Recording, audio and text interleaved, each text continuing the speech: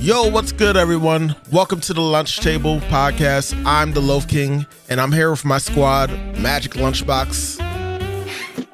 The deep breath you took before that was amazing. Why did you have to point that out before we even? All right. Because everybody heard that shit. It's like, good Lord.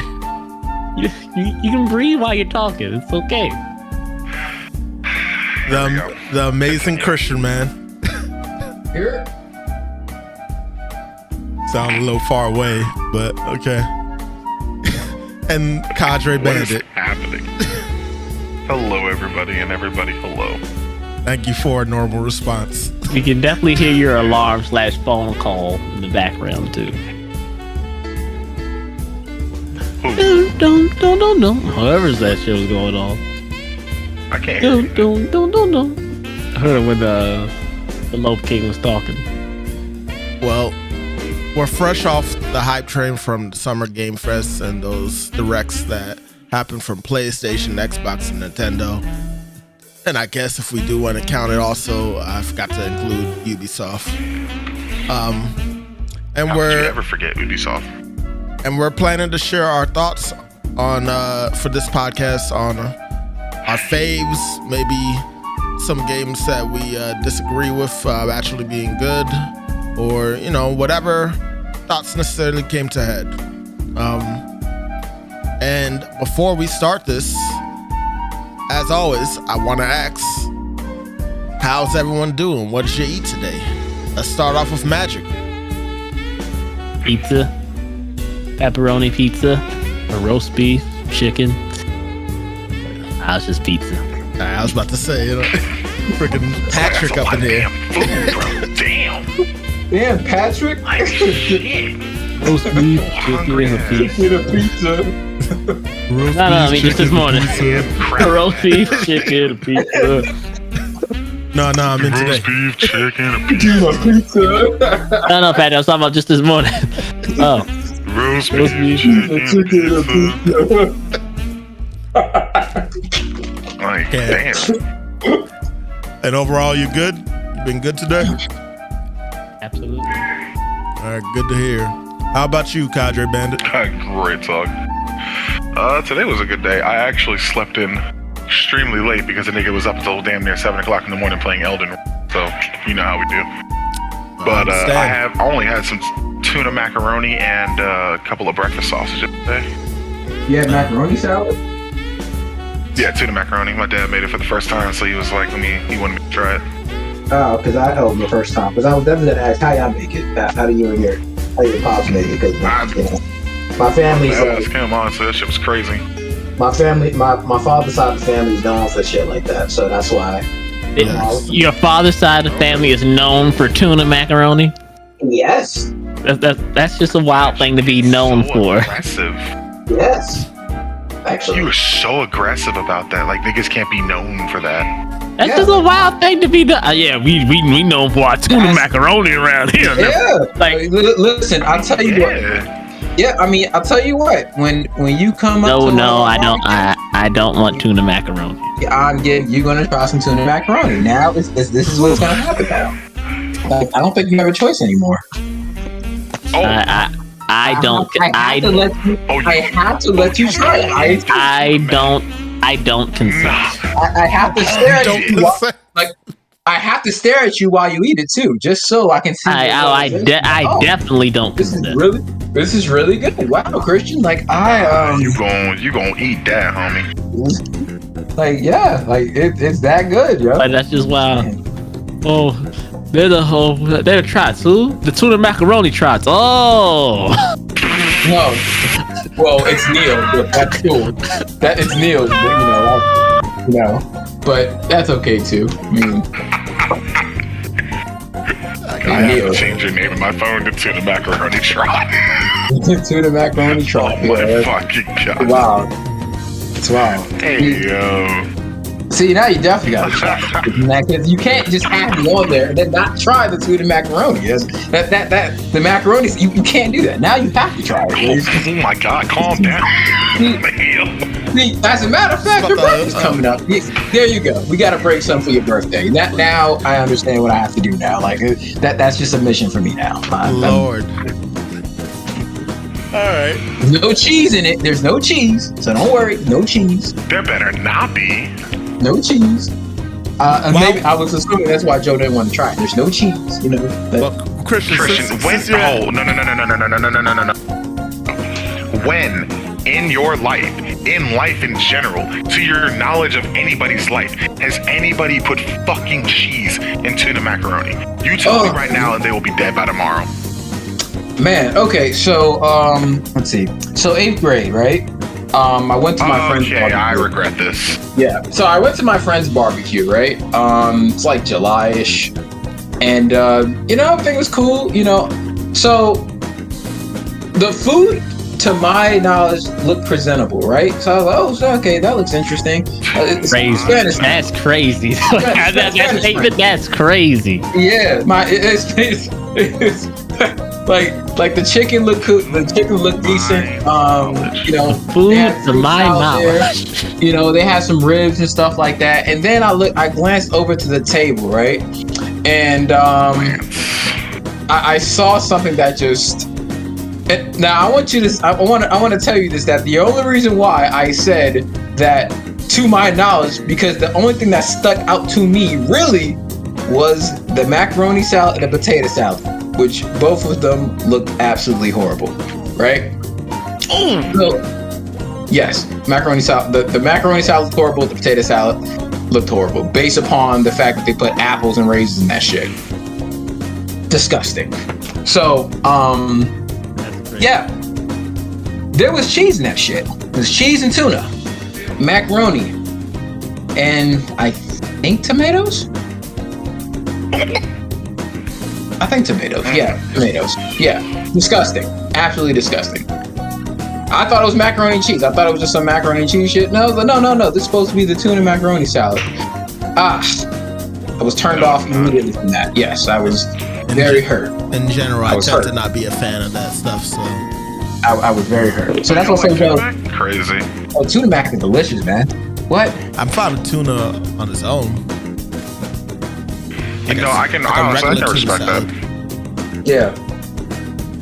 Because in all honesty, if my father hadn't made that tuna mac, that's honestly what I was going to do anyway, was to make tuna fish. Yeah. Well. But. Okay. But what did you eat, Sean?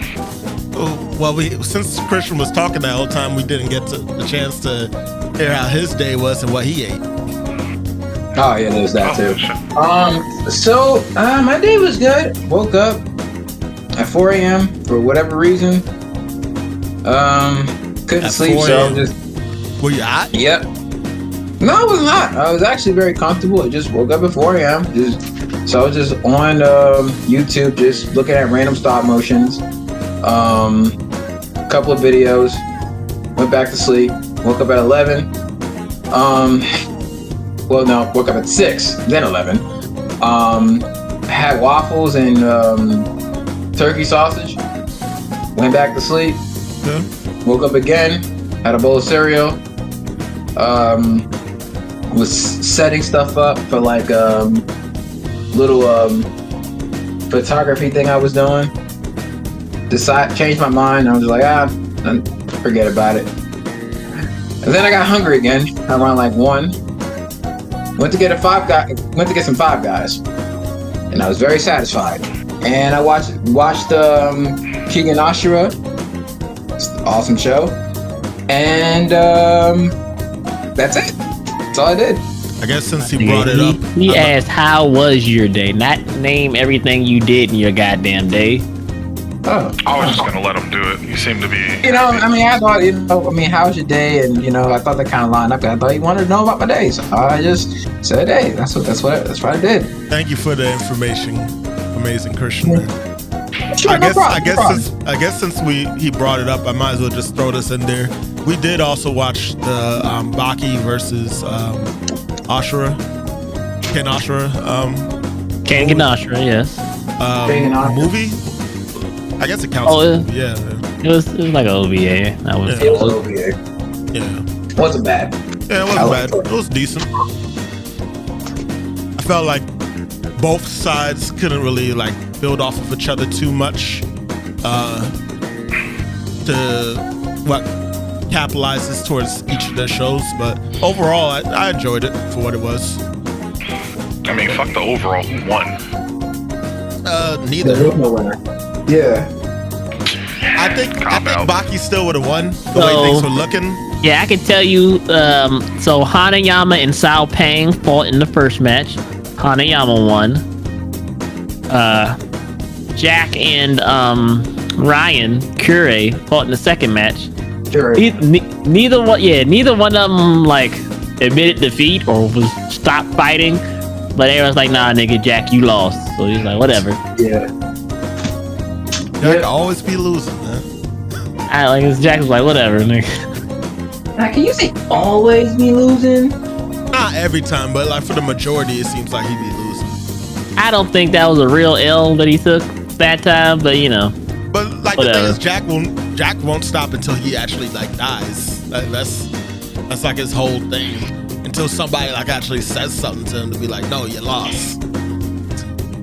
So there's that, and then When he fought Pickle, the nigga was dead unconscious and still about to kill him if he walked forward. Exactly. Yeah. he lost that because he was unconscious. Jack wasn't unconscious in this fight.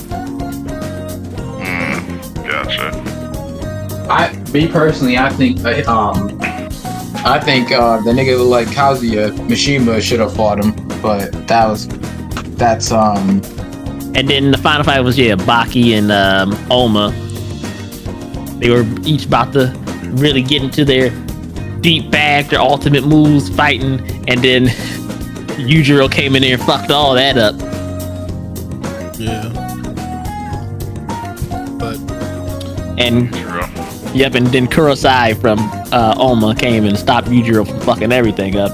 And then the people who run the competition like, what the fuck are y'all doing? Y'all came too early. Y'all ruined this fucking fight. and then it just got canceled right there. Yeah. Like, we promise you we will set up a fight between you two in the future. Like, get the fuck out. Whatever. Just walking away. And you're like, I've lost interest. But yeah. As for me, real quick, my day was fine. I mean, it was very hectic at work, but I can't really go into too much detail about that because it's classified. But yeah. Why'd you bring it up? right. Oh, that was hilarious. Just the fact that I had to You like. brought it up just to say it was classified. Yeah. You're right. I should have just said it was just very busy.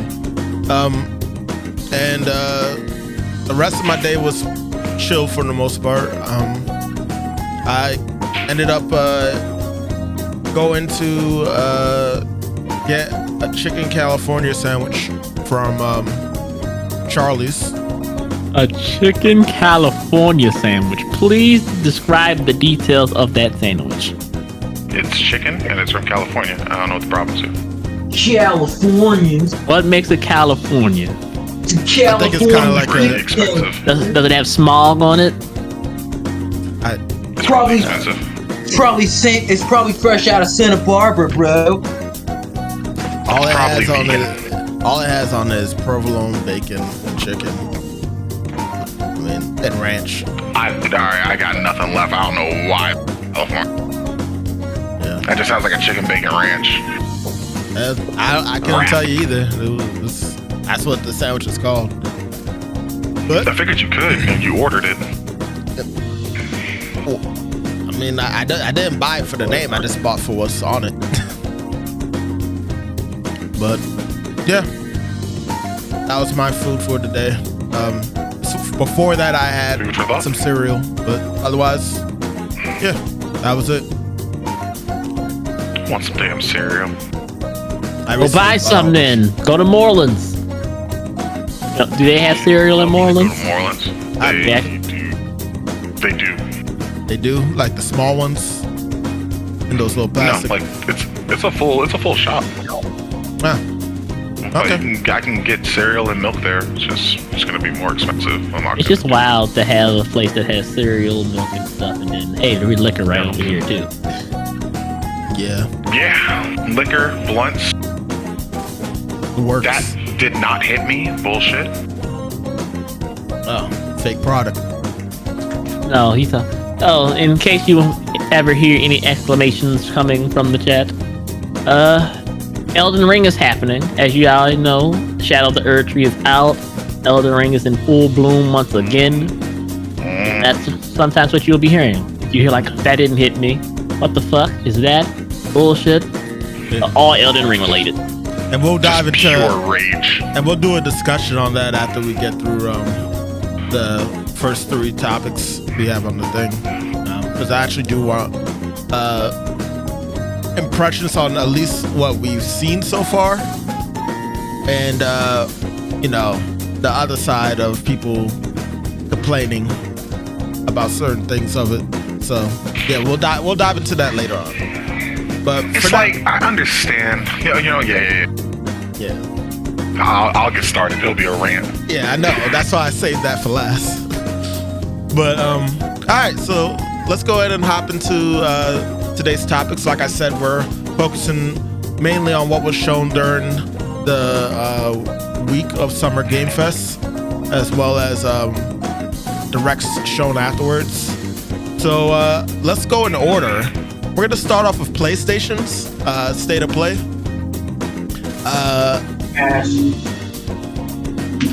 Sorry, go ahead. No, Christian, go ahead. Explain how you felt about PlayStation state of play. Because I mean, none of that. They didn't really have. I mean, for me, they just did not have games that just interest me like at all. Besides, like what, 2, 3, maybe. I feel like they could have done better. If they're gonna branch off and do their own thing, like they could at least gave us like some, impressive heavy hitters. Like, I'll say this, like, won't lie to you, that that Monster Hunter. Now everybody knows me knows I'm not a Monster Hunter guy, but it does look good. So that's just one of their like heavy hitters, like for the Monster Hunter fans. And Dynasty Warriors, that's actually one of the only games that really piqued my interest was that game. I lost my fucking mind when I saw Origins, bro. Yeah, like that's really the only game that really like what? Like was that game. It wasn't really anything else. They had a Chinese game, but that it looked cool. That actually looked pretty clean. Yeah, it looked cool, so yeah. But it looked cool, but I want to see a little more though. Not gonna lie to you. It wasn't enough to pull you in. It wasn't enough to pull me in, but it did. But I can't lie and say that I'm not interested because I am. That's fair. So like maybe it was just my expectation because it's Sony. So my expectation was just like up top. But again, that did not fucking hit me. It's just this year just did not hit for me. Just didn't hit. Baby back bullshit. I have a idea in mind that the reason why it wasn't as grand as we thought it probably would have been is because I feel they are saving a lot of the big games for later this year to show in another state of play. That is my prediction, because the beginning of this year had like a couple of big games came out. Now how well they did, that varies person to person, but we had like Ronin, we had Stellar Blade, we had Fuck that Ronin. We had Tekken. It's funny. I'm looking forward to Path of Exiles too. Like I got into that game really well in the first one. I had a feeling you was gonna say that. We didn't really get to. I liked watching Ares play it, and then we played it for a little bit. We played it for a little bit. I played it. Yeah, we played it for a little bit there. Where Winds Meet, though, Christian, is what you're talking about. That one's been anticipated for a while for me. Yeah, Where Winds Meet, I thought that one.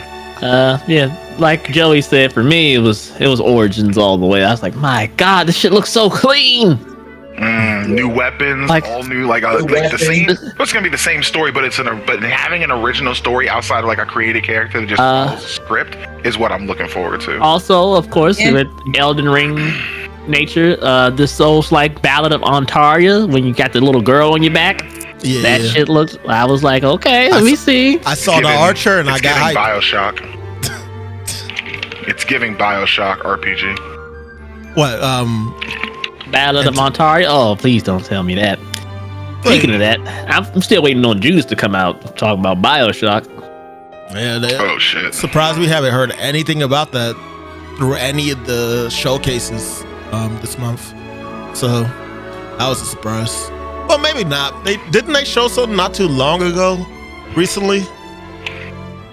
No, that was last year. Not too long ago. Recently. Okay. Like December. I think they showed something. So I guess it's not too surprising. I don't know. Like the others, I didn't really feel much excitement for this PlayStation Showcase. That said, I did. Monster Hunter was a good one too. I did. Yeah, I was just about to say that. Christian mentioned that. Yeah, I agree with Monster Hunter. That I got hyped for that. The game that stuck out the most for me, I'm the You person. better not say it. You know I'm gonna say it. Is it Mickey or Astrobot? It's Astrobot. It's fucking bot. God damn it. It was gonna be Astrobot or second was Infinity Nikki for me. I was like, it's gonna be one of these two. It was. I don't know, man. It looks cool. Like it looks fun. Like, and then you got the references. You got the references to Kratos, Aloy, Nathan Drake. I'm looking for more to be shown. They always have references to PlayStation characters and Astrobot. Yeah, but it's still cool to see. I like seeing it in the game. Like it opens opportunities for them to do crazier things with the cameos. They're robots with skins. Joe, I mean, think about how popular the Wii was at the time. We were just our faces on Wii heads, and people fell in love with that shit. So it was the same basic. That's not what I fell in love with the Wii for. Well, that's your opinion. This is mine. Right. And that's your opinion. Yeah. That's your opinion. Right. That's your opinion. I know, that's what we're having. We're having a discussion about our opinions. Yeah, and that's fine. I'm just pointing out, how I felt when I saw it. It was cool. No. Because like I said in the beginning, let's be real, we're not gonna always agree on everything.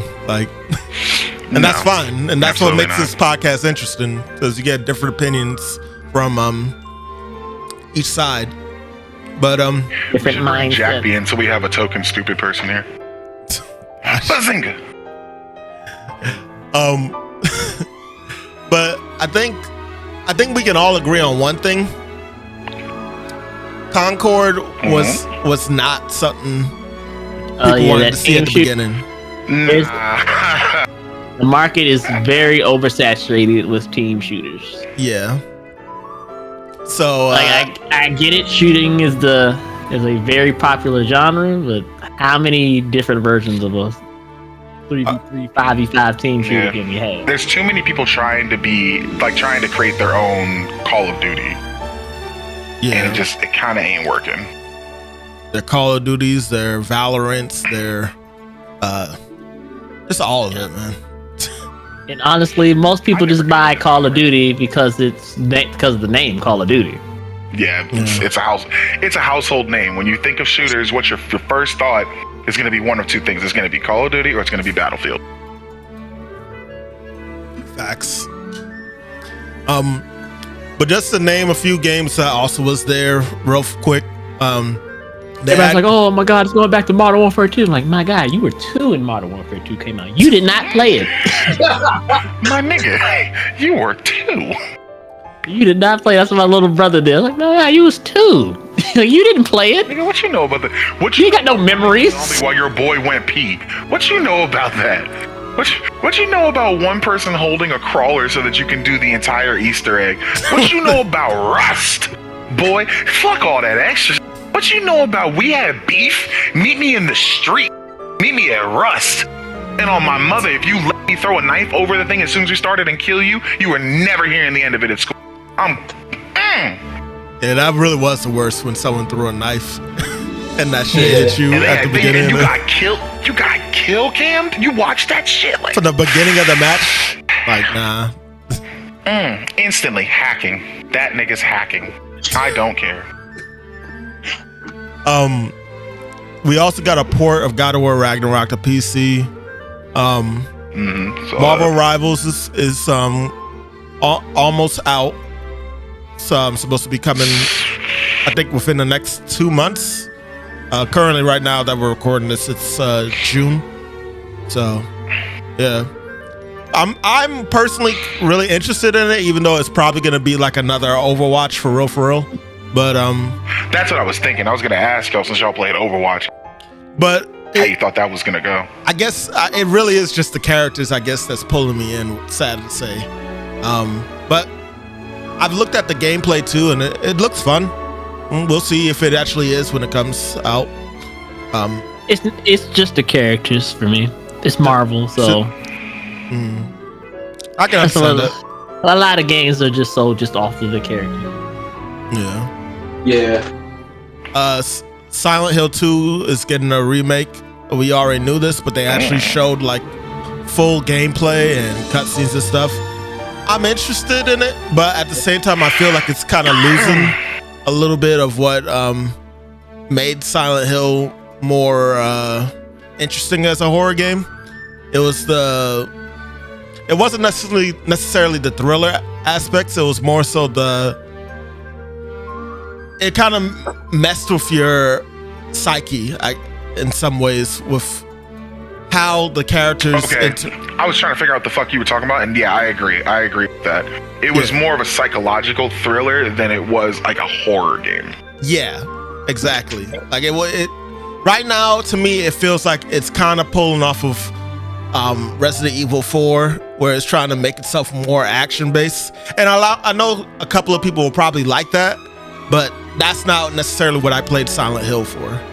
And I'm just hoping they don't lose that in the process of adding that aspect into the game. So I didn't play Silent Hill for anything. I feel like not many games are able to do that. They're not able to add a new style to the game without completely replacing the previous one. Yeah. Like, it's very difficult for a lot of companies to be able to do that, and then, or if they do it well. Yeah, for sure. We already mentioned Dynasty Warriors, right? Fuck yeah, man! Let's roll back on that. So, I watched the trailer for that. 1,000%. I watched the trailer for that multiple times. And hold on, we about to talk about this right now. I'm about to watch it again. Later. What I like about it looks like they're going back to their roots, because they tried the whole open world thing and it just didn't work.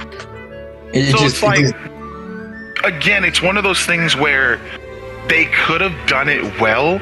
It's just they strayed too far from their original design.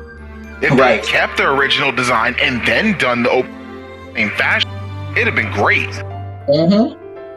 But they tried to take a leap, and I understand taking a leap, but people who play Dynasty Warriors are not looking for you to break the mold, my nigga. I understand I'm playing the same fucking game that I always play, but keep in mind the game is that damn good that I keep coming back. Tried and true.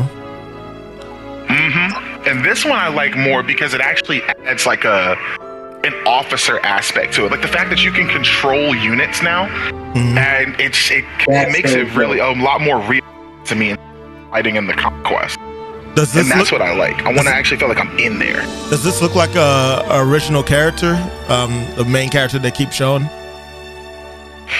It's from what they said, it's just that's whatever the creative character was for them. They just said that you are your own. Yeah, you create a character. Person. I don't know if you can.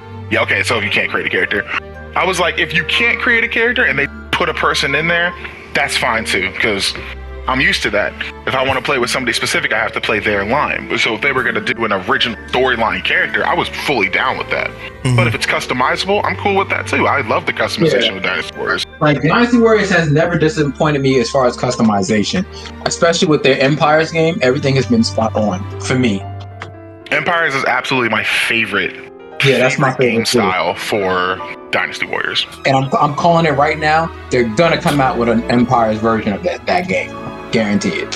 They do for every other game. They didn't come out with one for 9, did they? I think they did. Or am I tripping? Honestly, I thought On they the did. internet. Yeah. Because I don't remember. Because I don't. If they did, I don't have it. I mean, I know they honestly, did for 8. I don't have no like piece in this for real, because I don't play Dynasty Warriors like that at They all. did. Oh, I do. They have did, this. bro. They Yeah, did. they I did. do They have do it this. for every other Dynasty Warriors game. They do. So I would not. I'll And be that's highly. great. They're consistent with it. I'll take that. Do y'all feel like Because it's the same way. Oh, go ahead. No, I was just gonna ask. Do y'all feel like they also expanded how many enemies are on screen compared to previous games? From Or what I does it look saw, about the same? it looks like the same clusterfuck as normal. But it's way higher Smoother? fidelity and everything. Yeah. Okay. I mean, it's definitely going to be smoother, and you're gonna. I think because you're able to control your troops as well now, you're gonna have more control over the overall battlefield instead of just where you are. Because I think a lot of like OG Dynasty Warriors fans will say the same thing. One of the biggest problems that Dynasty Warriors had for a long time was their NPC and the morale system. If one of your people was fucking up, like getting hurt, their morale would drop, and then the rest of the whole battlefield would just go to shit. So it kind of forced you to run everywhere, be every place you could possibly be It's to just, actually win. Yeah, depending on how you want to do it, you would either just stay in your spot and just run through everybody. Luck if you had selected an officer that started near like the main commander, you wouldn't have to worry about it because you know, okay, nobody's going to get past me at least. Exactly. Like, nobody's gonna beat me. But if you were, and even when they added the order, I'm like, hey, you go follow him, you go defend him. I've sent like 3 officers to defend my main guy, and they've all gotten washed, like one after the other. The AI was just horrendous. And I'm like, damn, Huang Gai just died. Shit, Lu Meng just died. Now I gotta stop what I'm fucking doing and run all the way back to the start, kill this one guy that actually had 20% health. But for some reason, our morale 7, and now because I had to come back here, the 3 areas that I just conquered had got taken back over. Like, it's insane. And there's one thing that needs to be in every Dynasty Warriors game, and that's do not pursue Lu Bu. God damn, I'll fight him. That, Leave him to me. that line has to be in every game at this point. Just do like not pursue Lu Bu. Just a character that's like that level, or just Lubu in general? No, that literal voice line. Do not pursue Lu Bu. Every single Dynasty Warriors game, anything related to that, Lu Bu is always the most difficult obstacle you're ever gonna face. Okay. And it's always in the fucking games because you have the Yellow Turban Rebellion, and then you're instantly in Hulao Gate. So you go from dealing with bandits to dealing with a fucking demon. Like that's insane. That is insane. And then I think oh god, I was gonna say something else. Y'all keep talking. I'm gonna try to remember what I was gonna say. I mean, I don't really have much else I can add. I will say that the system you was talking about having to go and support the other captains or whatever. The only games that I've really played heavy like that of the Dynasty Warriors series were spin-offs. Like I played the Hyrule Warriors and all that stuff. So did you play the Fire Emblem one? Yeah, I played the Fire Emblem one too, but I didn't finish that one. The only one I actually have not played yet was the Berserker one, the Berserk one. Oh I heard about that one. I love that one. That one I wanted to play. I heard that one was good. Yeah. I played that, but my favorite Dynasty Warrior style gameplay ever, I worded it wrong, whatever, is definitely the Gundam one. The Gundam one was actually pretty good. There was a Gundam one? You know what? I agree with you. Yes. The Gundam adaptation. Gundam will have multiples. I didn't expect it to be good. I went in expecting it to be trash.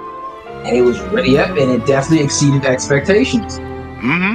You know, I guess it does make sense that Gundam would have a Dynasty Warrior style game because in the animes they're usually like fighting like a whole bunch of them, aren't they? Like besides like one. Not really. Sometimes there's a fleet. Sometimes it's just one main Gundam. Okay.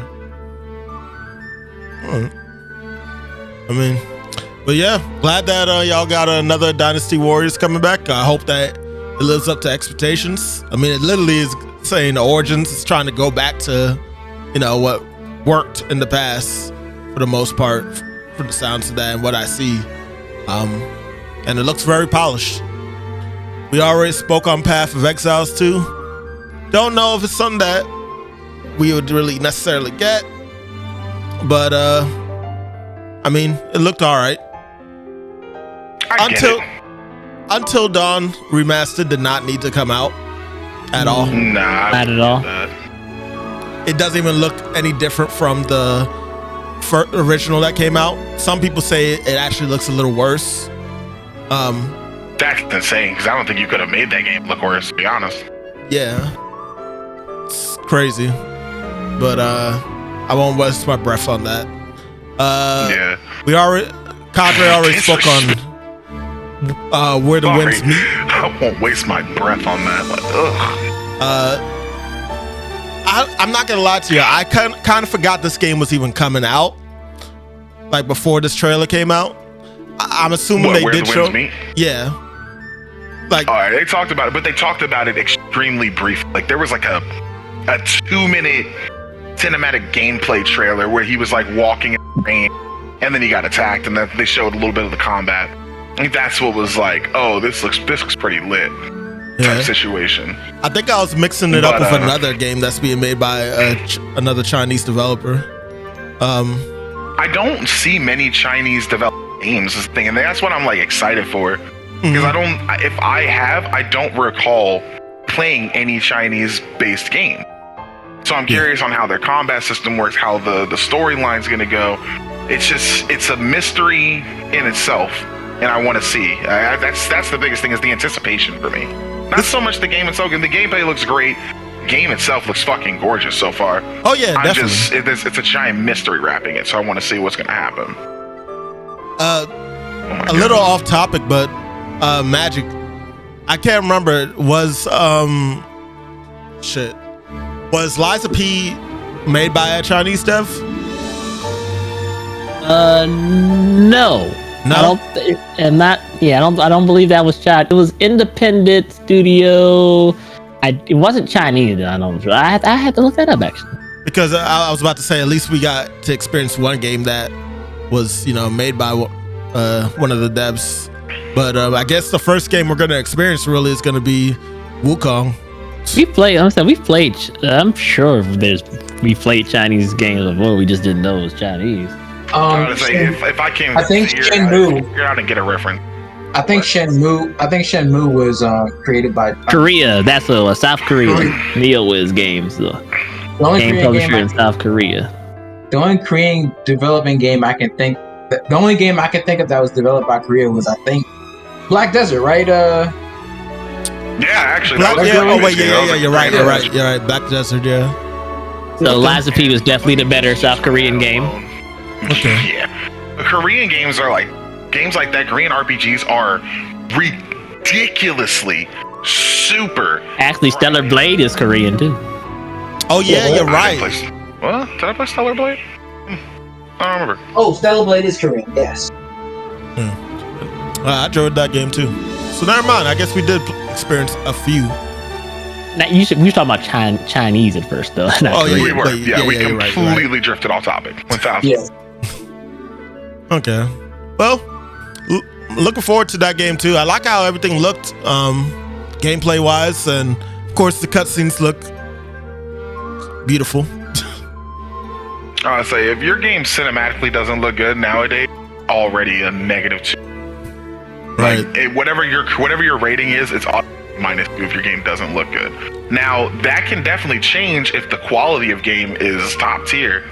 But again, you rarely ever see a decent balance of that. At least nowadays to me. No, I agree. Got shit. Well, I mean, Elden Ring. This talking about this DLC, man. This shit's absolutely gorgeous. It's decently balanced to me. And no, I'm not doing that. But overall, a lot of games aren't able to do that. They're not able to put those two together. Okay. Now, just bouncing back to what Christian said, and to that point, yeah, it doesn't seem like there's doesn't seem like there's a lot of good shit on the PlayStation list outside of those few. Yeah, I mean, the games y'all mentioned pretty much were like the best ones. Infinity, Nikki, I'd probably just play it just to be dumb. But it's not something that I think anybody was looking for. See how that actually turns out. I definitely wasn't looking VR games were shown. Alien and Behemoth honestly did not look good. I mean, Behemoth would be the only one that I would have fucking cared about. Oh, actually, Alien, but I'm not buying a VR. Oof. Yeah, I'm not buying a VR just for this particular game. Yeah. I think that's the thing that VR is trying so hard to do is like they can't really get enough traction to make shit like worthwhile, in my opinion. So it's like I'm not about to buy a VR set for like 4 games, and those 4 games aren't even well done. So it's like, and I think the last thing anybody needs is a heart attack from the Alien thing. Like, oh my god. Because I'll be damned if I'm crawling through a vent and that thing snatches me. Like, I'll turn the guy. I'll throw it. Yeah. And then boom, I'm out money. But yeah, it was just a little lackluster for the most part for the PlayStation showcase. There were some games there, but not as many as we were like hoping for. That was gonna make us go. No big, wow. Nothing big. It was nothing big. Monster Hunter was the biggest thing. Yeah, just off the sheer expansion, it seems that it's added to its world and gameplay and such. It's just very evident just by looking at the first trailer. But that's it for Sony's.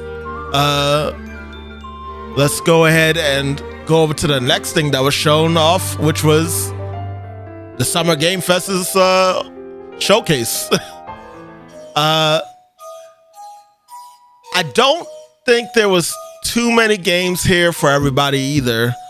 But to name a few, they started off with Lego Horizon Adventures, which I'm not into the Lego games, but I mean, I understand based off of friends that have played the Lego games that tell me that it's actually pretty fun as a series. It's just something I can't see myself buying personally for myself to play and such.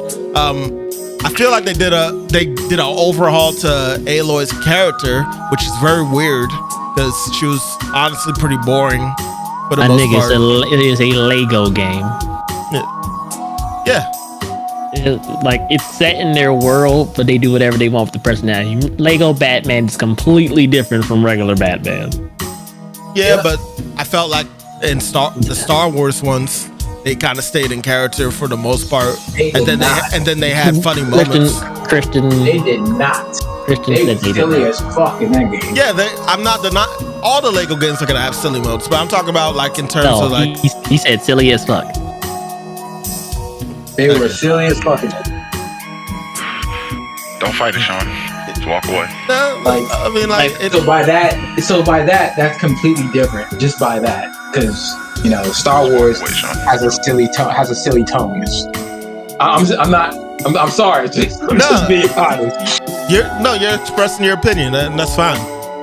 Yeah. I kind of disagree. I feel like there are some moments that they try to keep like a serious time, but like I understand that the whole thing as a whole is silly with how they're presented. So I get that. I just feel like there's more silliness in this game compared to the other games, like straight off the bat. So I think the entire games are silly. Just the fact, just them being Legos, just them being Legos in general already sets the tone that is silly.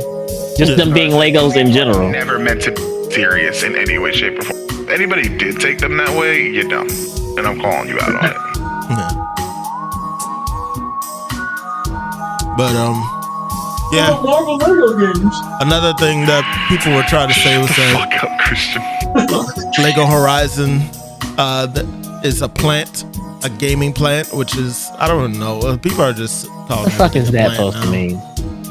I don't know. But So what about that game? That there was a game, I forgot what it's called, but it reminded me of Pikmin and Pokemon. Like Pokemon Rumble? No, it wasn't a Pokemon game. It was damn. It starts with an N. Reminded you of Pikmin and Pokemon? It was, for me, it reminded me kind of like Pikmin and Pokemon fused. Like, I can't remember it, but they definitely showed at this Summer Game Fest. At the Summer Game Fest? It was at the Summer Game Fest or one of the other directs?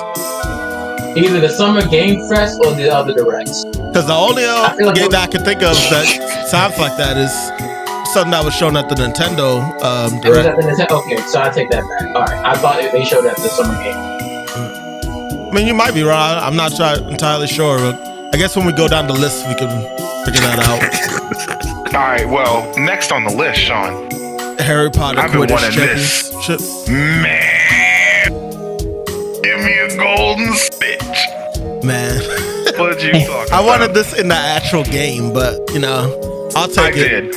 I did, but the I'll fact take that it. here's the thing, so Hell no. many people wanted it. There was so much uproar to have the Quidditch in that thing, and there was no way to do it. This as a multiplayer setup is going to be way better than it would have been in Hogwarts Legacy as a single player setup. And that's my opinion with that one, because it's kind of like Smite is not fun when you're playing against bots. It's not fun to just sit here and dunk on somebody 18 times. Like, Yes, it is. Some challenge or some other. Joe, you're telling me if you're playing Madden and you're going against the computer because you're mad and you're at 148 points and they're at 0, that's fun for you? I'm playing on all Madden, yes. Anyway, so real people, unlike this nigga, will say, I don't even know. I'm trying to figure out why you picked Madden. I don't know, to be honest with you. I was thinking about a game where you can actually just crush somebody. Aren't you more into and Madden? crush bots over and over again. Wouldn't you be more into Madden than 2K? I mean, neither one right in my life now. But if you had to choose. Now, Yeah, I guess. Yeah. all right, I know Joe. We in there. But yeah, I think that one's gonna be hype. At least so far to start. I'm looking forward to that one. Now there's another one that we'll get into there, and I know everybody knows that one. I'm gonna let y'all. Well, I'm gonna make the y'all next keep one. pushing. I'm gonna make the next one quick because I don't think any of us Please. were really I'm not. interested in this. Absolutely fucking not. Why the hell would I care about Cuff Bus is apparently a game. stupid looking as It was fuck? a game made by the people that made Choo Choo Charles, apparently. So that says enough by itself. It's That game was a fucking fever dream. yeah. It's just Fuck is, I don't even know. are you making up game names? What the fuck is Choo Choo Charles? Have you never seen that game? Hell no. Joe is. Joe, just go watch it. Yeah. No. I'm That's not all, even gonna talk about it. Just yeah. go look at the gameplay. trailer. I didn't want to stay on this game too long anyway. It just looks Yeah, very moving chaotic and I know what game you guys talking about when them fucking blobs are trying to escape jail. Yeah. But Yeah, that no, but Choo Choo Charles, it's not Sean being ugly, even though it does sound like that. No, it's a legitimate game. Dumb as fuck. yeah. I choose you. But after that game, they actually went ahead and showed off Civilization 7. Go ahead, They Kadre. did. It is, baby. It is. Oh shit, that's loud. Yo, I promise you, I've been waiting for a new Civ game since 5 while playing 6. I've been so fucking ready for this shit. Now, as to what they're actually gonna do, it was just a cinematic trailer. Like, to my knowledge, it was just cinematic. It was nothing gameplay-wise, because Right. it's very difficult to gameplay trailer games like Civ. Like you'd have to release like a thing of somebody from starting from the very first turn to like 50 turns. Like give somebody, they do it. I say we stream it. If they drop a demo for it and they give you like 100 fucking turns or 50 turns to do something, 100 turns because 50 turns is nothing. If they give you like 100 turns to do something, that's going to be the best way to gauge on how the game is. Because otherwise, it's just speculation. Of course, they're going to add new people. They're going to add different new mechanics. They might even revise or remove some previous mechanics, which I really hope they do. Because they have a lot of quality of life they need to fix up, including the trading system. Yeah, trading system and AI control. Because as Joe, anybody here will tell you, the AIs in that game are actually stupid. Like, ridiculously stupid. There's no reason that I should be 5 different special amenities and you give me 37 gold, my guy. We're fighting after that. Gotta fight though. You could have given it to me for what I want. Now we're going to war. Look what you did. You caused this. Wait for me. You did this. You made. And what would make it the best game ever if it put the best emperor ever in the game? Shao Kahn. Oh. Alright, I thought you were really about to say I thought you were about to say the man, bro. I did. Shao Kahn's the man. No, Joe. You know who we talking about. Record of Ragnarok. That's what they need to add. Qin. Oh yeah, Qin Shi Huang in the first one. No, I need a real. First off, the Qin Shi Huang that they added in was he was a DLC reset character of somebody else. Yeah, wasn't he? Was he one of the reset characters for the Chinese Empire? I think so. I want an individual. I want more individuality with their character designs. Like, I want them to redo, like, of course they'll do redos like Julius Caesar and Cleopatra, and those will be there as well. I just want them to be more dynamic than they were before. And I especially don't want 2 people of the same empire. At least not right out the fucking gate type shit. You can have people like different rulers from different timelines. That'd be cool. But they don't do that too often. All I can say is that I'll be sure to get the Stonehenge and build the religion again. That day made me mad, Sean. I was like, Sean, why are you building that? Do you have anything that has to do with faith? I have a temple. Sean, get away from me. But no, I'm looking forward to seeing what extra modes or maybe additions come to Civilization 7. Regardless of what people think, I do have fun playing it, even though I don't know what's going on half the time. It's just, it's a nice chill game to play. Especially when we do the team-based stuff. When we play versus, I'm just kind of awaiting my death from one of them. So I'm gonna let y'all talk about the next one, and I'm gonna pop back in for the one after that. Okay, fair enough. Yes. All right, Christian and Magic. The DLC for Street Fighter 6. Street Fighter. We're getting Terry fucking Bogard and Meister Inui. I'm more hyped about Mai, honestly. I'm hyped about SNK characters being here in general. Yeah, Capcom versus SNK is alive and well, and we're going to get back into some other things that's alive and well. But then a little later on. Talk about. Yes, we all knew who would come back. Yes, the beautiful Kenyan woman known as Elena. Bison. Yes, Elena. Yes, the beautiful Kenyan woman. You know what's funny? The character. I will pop in with this. The character design for Bison is the sickest I've seen. Yes, I was just about to say that. Yes, Bison looks cooler than he ever has, for sure. We know Bison was going to come back. Yeah, are you gonna say seriously, or are you just gonna be Jean-Claude Van Damme? We're gonna have some serious Bison input, or we're gonna Jean-Claude Van Damme Bison this whole time? It's gonna Jean-Claude Van Damme at the entire way. No, look at the way that nigga's laughing right now. I just gotta know how many shut-ups I gotta have in the chamber. All of them. Every single one. But, but to piggyback on what I said, Bison does look fucking badass. And his gameplay as well. That patch actually just dropped, I think, or it's dropping. Huh? Bison. Bison patch. I don't think Bison dropped. I think that patch is about to drop. So it's about to. Okay. Yeah, we're all hyped for it. Is this is the first time that SNA characters are in a Street Fighter game? Yes, it is the very first time. Yes. That's why it's so huge. That's kind of wild. Yeah, because but it would not be the first. Well, can you count crossovers?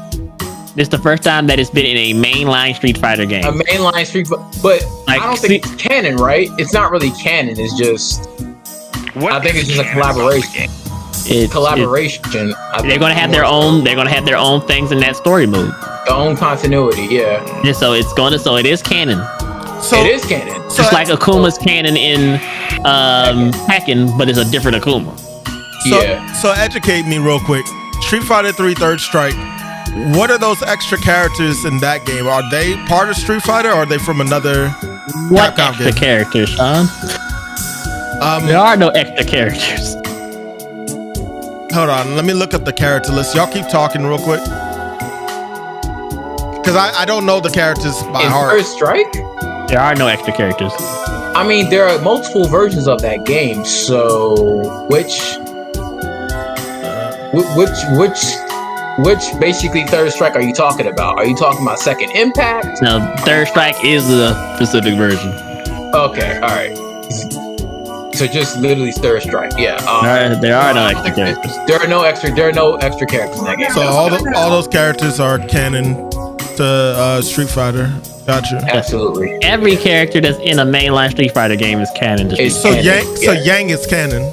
Yang is canon, yes. Okay, I didn't realize. Is canon. Guy is canon. Cody is canon. If you are in a Street Fighter game, you are canon.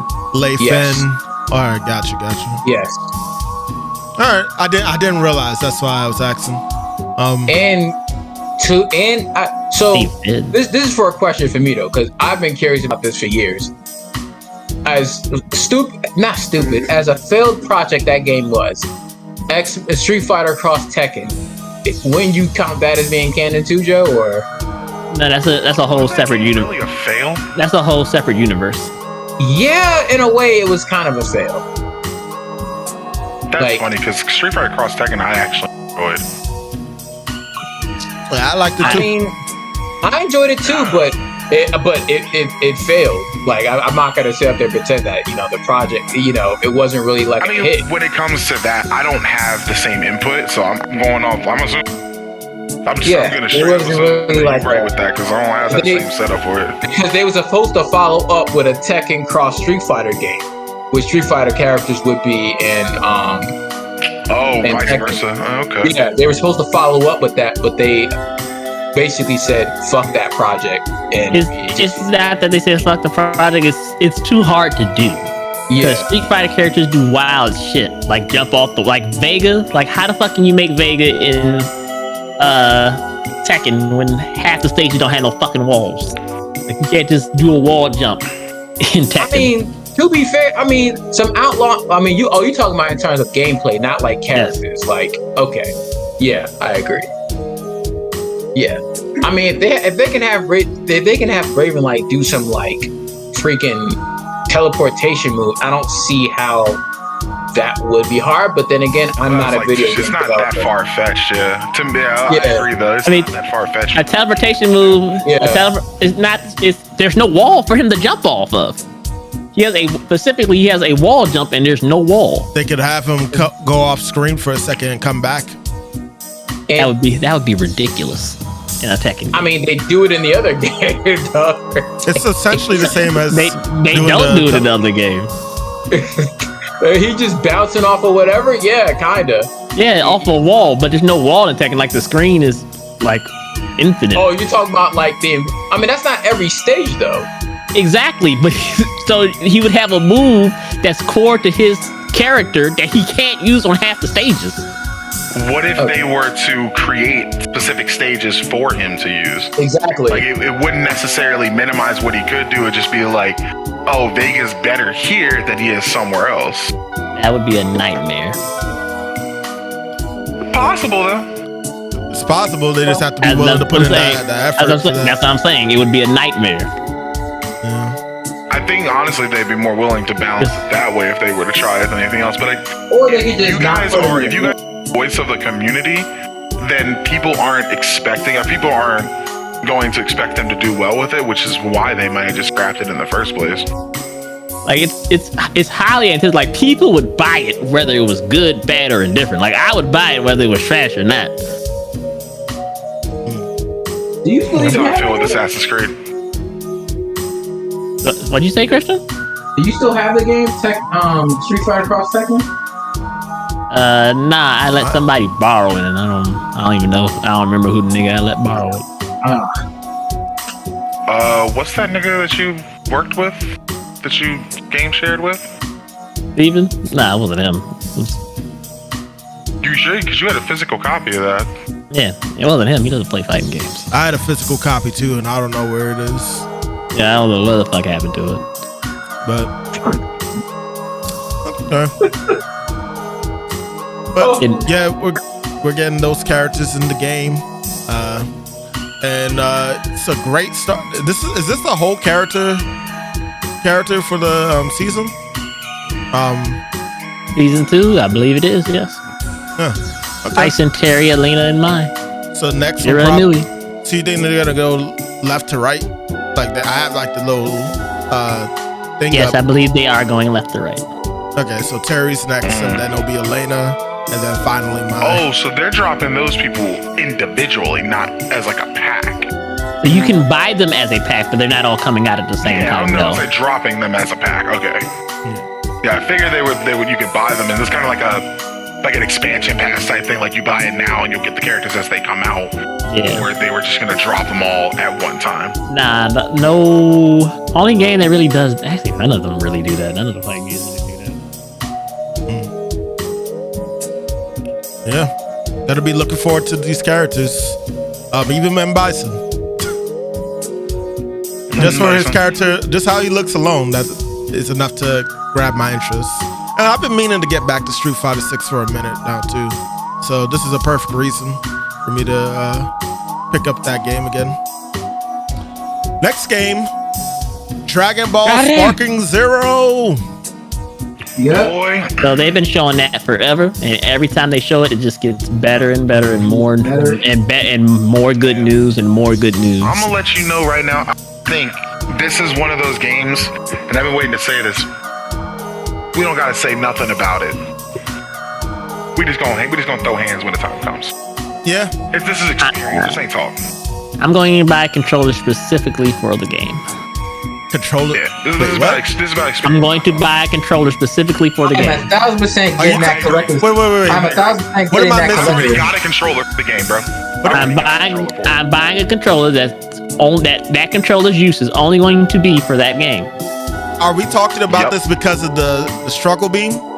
Yes. Yes. But you know they changed that, right? I know you can change it to mashing or holding the button or whatever. Fuck that.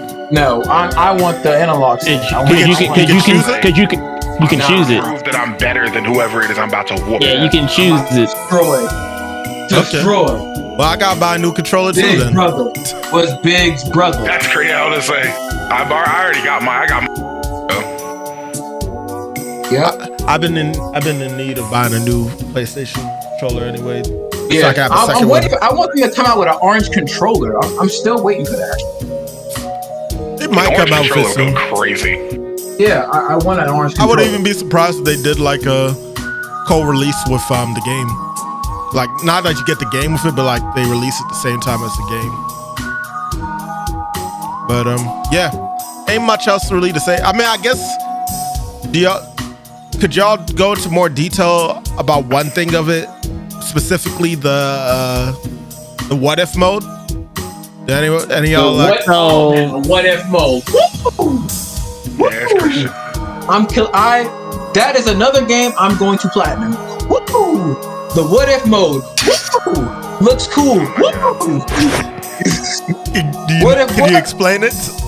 What if Goku turned to a Super Saiyan during the fight with Vegeta? Woo! What if Goku went alone to face Raditz? Woo! What if What if? I don't know whatever what ifs they got. So basically, Able to be 18 and 17 and didn't have to die. Yeah. You said what? Yeah, that's so a good basically, one. the what if scenarios in this game are ones that you can actually make yourself. So I you am can. making. Oh, I'm making super. I am So making they have- crazy scenarios. So they have preset ones, but they also have it where you can create your own what ifs. Right. Like Yeah. like what if Yamcha went to Namek and fucked everybody up instead of Goku? You can do shit like that. Or would a Krillin beat Majin Buu? oh, hold on, calm down. Calm down. It is. Calm down. It might be possible. Wasn't crazy. It might be possible. The though. Yamcha one wasn't crazy though. You Right. know? The what if scenarios I'm definitely looking for. What if Hercule was actually the one who beat Cell? You can do stuff like that. They already have something like that. I'm just saying, you can do all that. Yeah. I'm just saying, you can do stuff like that. Christian, think about the Yamcha what if.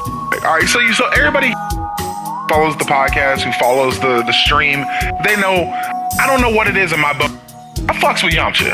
I think Yamcha is actually. I used to. Because he looks cool. He's just they hold that nigga out so hard. Because he looks cool. He has a Joe signature destroyed attack. that character for me. If Yamcha replaced Krillin, it wouldn't really be any difference since Krillin still died.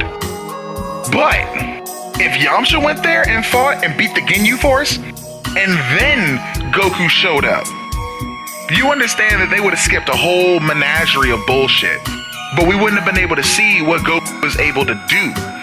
All right, we wouldn't have been able to see that man's growth. We would have just been, it would have been versus Frieza. I don't know if that outcome may have been.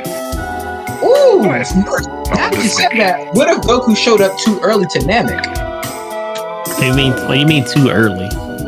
And he was Like, what What if he went with them to Namek? What if he went with unlocked Gohan? potential, Christian? Yeah, so much potential.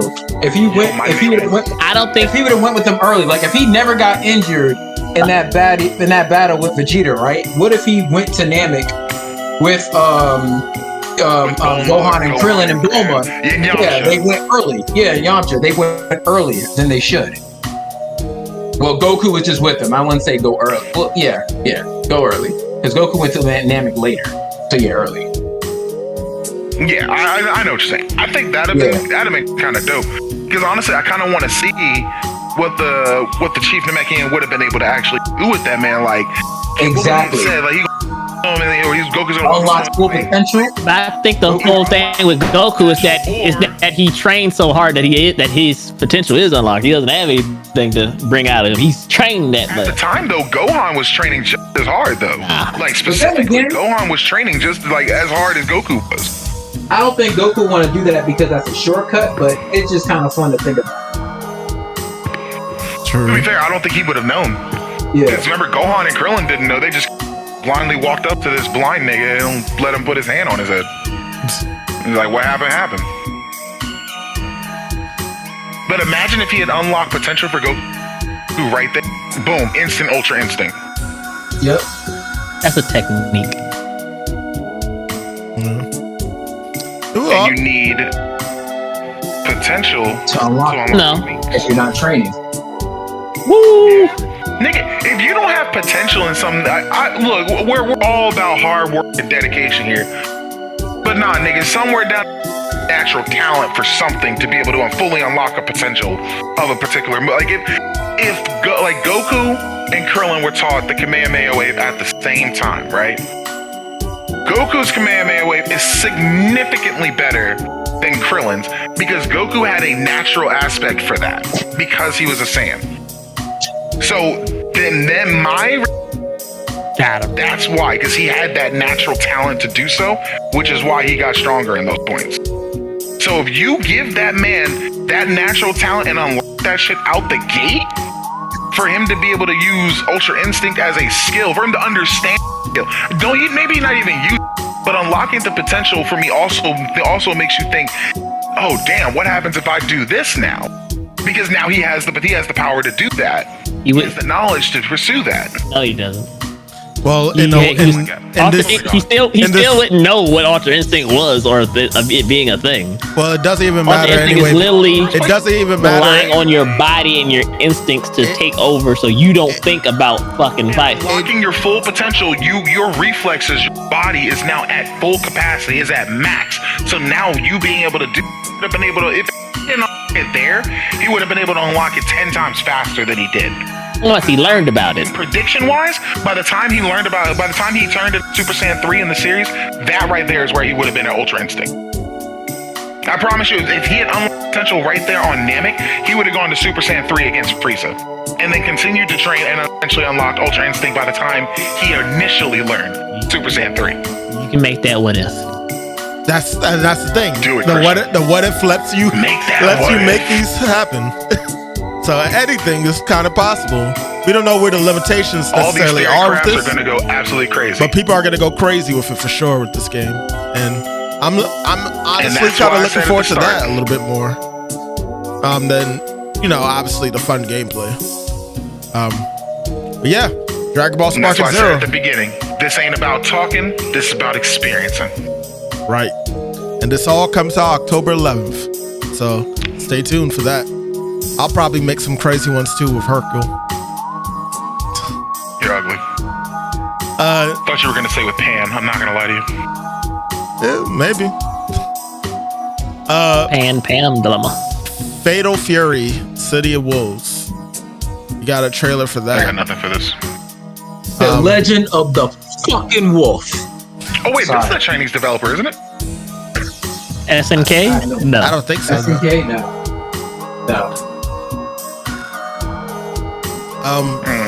I don't have too much more to say on this than what we said in a previous podcast, but it's looking good.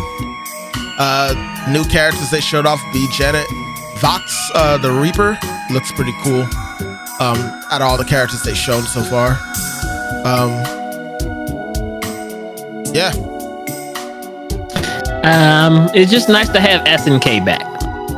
It's just nice to have SNK back. They're making games, fighting games specifically.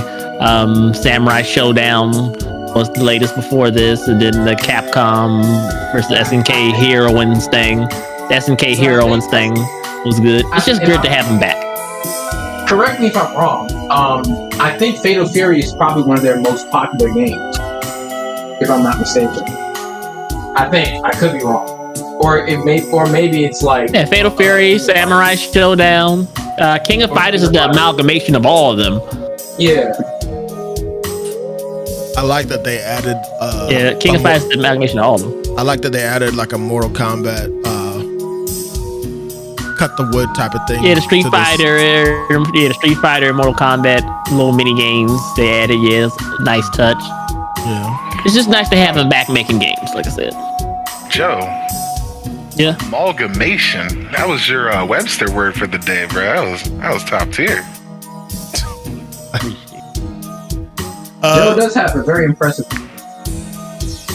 Thank you. Fatal Fury, sure. City of Wolves coming out next year. Keep an eye on it. Woo. Next game, we're not gonna stay too long on it because we already kind of spoke about it. But yeah, we got a second trailer of Monster Hunter Wilds at the Summer Game Fest. Hey, your bitch ass. And you know what's funny? I actually was watching during that point. I didn't get to see the trailer. I was very upset. I just barely missed it. Take a quick look when you get the chance because it does look good. Looks fun. Yeah. Looks like it really looks like they're trying to make the story segments. This was the second trailer, right? Yeah. Yeah, it is. It looks like they're really trying to make the story segments like really what's the word I'm looking for? Cinematic and with the gameplay. Are these new creatures, Sean? And your character actually talks, so you're allowed to, it allows them to tell a more gripping story because they got English. Yeah, they got your main character actually has fucking emotions now instead of you just being. Yeah, it adds a better sense of personality to who you are and who you create. Yeah, and I do like that. I just like these that. These are new creatures. Yeah, they're new. These aren't from previous ones. I double checked. But who's ready to sink hundreds of hours into this game trying to get every armor and every weapon? Yeah. it's Kadre. Kadre has over 1,000 hours on Monster Hunter World. So yeah. I'm just gonna go for the armors that I'm in there. I feel I need and what I want. That's it. And the weapons. Nah, of I'm course. getting everything, homie. I'm But what you gotta understand is that's what you initially do. You go for the armors that you need /1, and then once you got that, you gotta have everything because what's mine is mine is mine. We're Orange Lantern that shit. Well, mine is mine is mine is mine. Gotcha. You Mine is mine is you mine and is Kadre mine. do that. Mine is mine. I will just be getting what I want. Mine. But yeah, looking forward to it. It's looking good. Like Magic said, the voice acting definitely adds an extra layer to it, to the game. With the main character speaking. Not that there hasn't been voice acting before, but voice acting with the main character is very new to the series. So, looking forward to it. Oh, And you could apparently get some bonuses Side for note. Monster Hunter Rise and World and Iceborne. If you play those games, you can incorporate the. I'm gonna download Rise just to get save data. And just to get stuff. I think you can also. Just for the save data. I think also one other thing that was revealed here was that it's cross-platform. I gotta double check that. Hold on. It is cross-platform. It is not cross-save. Yeah, that's fine though. Cross-platform is big in itself. Oh, still. Yeah. Yeah, that's still fun. Yeah. Struggle. Ooh. Next game. Now, this next one, Sean. I'm curious of what you think about this one. Does it seem like your style game? Well, it's made by the same devs that make Persona. Atlas. Yes. Read Fantasio. Now, I won't put too much time into this because honestly, I kind of OD'd with watching this like way too much. Yeah, he did. With Magic. You watched 5 different videos. After that shit, I was like, God damn. I think that they're showing the same thing they just showed in other videos. I just I really like what they're doing here. It's so like for those that don't know about this game too much, they're going for a kind of, you're running for elections essentially type of thing, because one of the hierarchies apparently died due to an assassination, and so like you are going to different cities and such, trying to solve issues as well as gain the I guess you could say poll of the people to trust in the fact that you should be put in charge as the next hierarchy, and I don't know, everything just seems really interesting. Go ahead. I don't think anybody gives a flying fuck about the story right now. They just care about how the art style looks and how the gameplay looks. And the gameplay looks amazing right now. It looks clean. Honestly, gameplay looks nice. Yeah. Like the story is something we get into once the game comes out. Okay, all right. You're right. Well, yeah, like they said, the gameplay looks great. It looks very versatile too. Not just for people that don't know the Persona series, the main character normally has like the ability to wield like multiple personas, and the other characters like have their own. In this one, you can actually change each character's persona. Well, it's not a persona, but their quote unquote persona to different like styles and types, and they have different archetypes. Apparently, I think they said and they have their 15. Them. Yeah, and you can fuse them as well. Different combinations and so whatnot.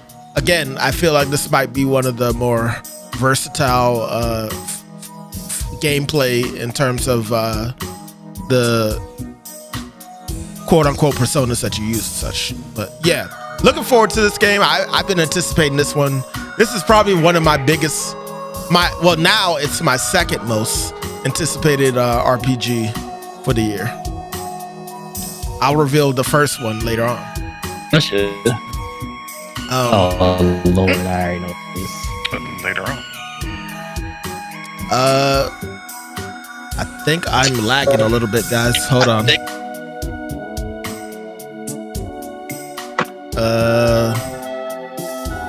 on. Let me pause this now. All right, sorry about that. All right, next game. 6 titles from Bloomhouse Games. I don't think any of the others are really interested in these. Understandably. It's actually funny because, like, I love Bloomhouse. So when I found out they were doing game development, I got actually really excited for this. And a lot of the titles look pretty cool too. Oh, yeah, okay. All right, I stand corrected. Cadre is He's actually happily corrected. Oh my gosh. Yeah, it's like I'm just saying watching horror games. I love play them. These actually make me want to play it, to be honest. Like, I like horror games. I know Resident Evil, Evil Within, but I don't like horror just for the sake of horror. Like, it's got to be good. Mm-hmm. Yeah. I think the first one, the Theater of Idols, looked really good, and then the next one was I don't remember the name. I'm gonna look. Next one. It was like the 8-bit one, Grave Season. Grave Season. Like the 8-bit joke, looked kind of cool. Yeah, it kind of caught my eye too. At first I was like, oh, it's just another garden sim, but then I saw like a later piece and I was like, oh. Saw the blood, so that it could get killed and then dragged into the woods. Yeah, I was like, oh, okay, this gets a little demented. Ooh, the body. The body. But yeah, all games look interesting. I won't say that I'm interested in all of them, but like Cadre named like a few that caught my eye for the most part. Mm-hmm. But yeah, need to see obviously a little bit more, but indeed the devs are doing pretty well. I mean, they're getting help though from Bloomhouse with this. The funding. Which is normally the biggest hurdle to game development is funding and manpower. True. Yeah. But yeah. I guess hopefully we'll see some more on these titles sooner than later. But yeah, interesting that Bloomhouse is doing this. Next game, won't stay too long on this one either. Alan Wake 2 is getting an expansion. Won't spend any time on it at all. It's literally just some characters from the second game, as well as I can't say that.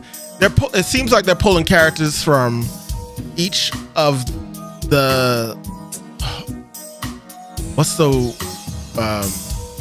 don't even know what you even call the series that this is part of, because Alan Wake is just part of 3 other games, Control, and then there was another game that they made. Yeah, they're connected. The stories are connected. Alan Wake and Control? Yeah. Yeah. Oh wow, man! I didn't know that. I had to go back and ignore that again when I play Control. Oh God, it's so funny enough. She shows up. She's showing up in this the expansion. Really? Yeah. That is so not interesting to me. Yeah. Damn, Joe. Yeah, I can't remember the name of the other game, but yeah. Like, they couldn't be 2 totally different games, which is wild. Yeah, I agree. It is. But it is wild. But it's like interesting. Funny enough, they're also doing like these what if scenarios with this expansion as well that you can mess with. Yeah, it's called Night Springs, and it's coming out. It came out already, actually. It came out that weekend that it was revealed. Next game, Phantom Blade Zero. Yeah, another really dope looking game that is this one also Chinese based? Or what is this? Who is doing this one? I'm not sure, but anytime I see or hear, it's Sekiro like, I'm just like, I'm down now. Yeah, Sekiro like. I was like, because I didn't beat Sekiro. I did not beat Sekiro. Like, love it was Sekiro. actually difficult as shit for me.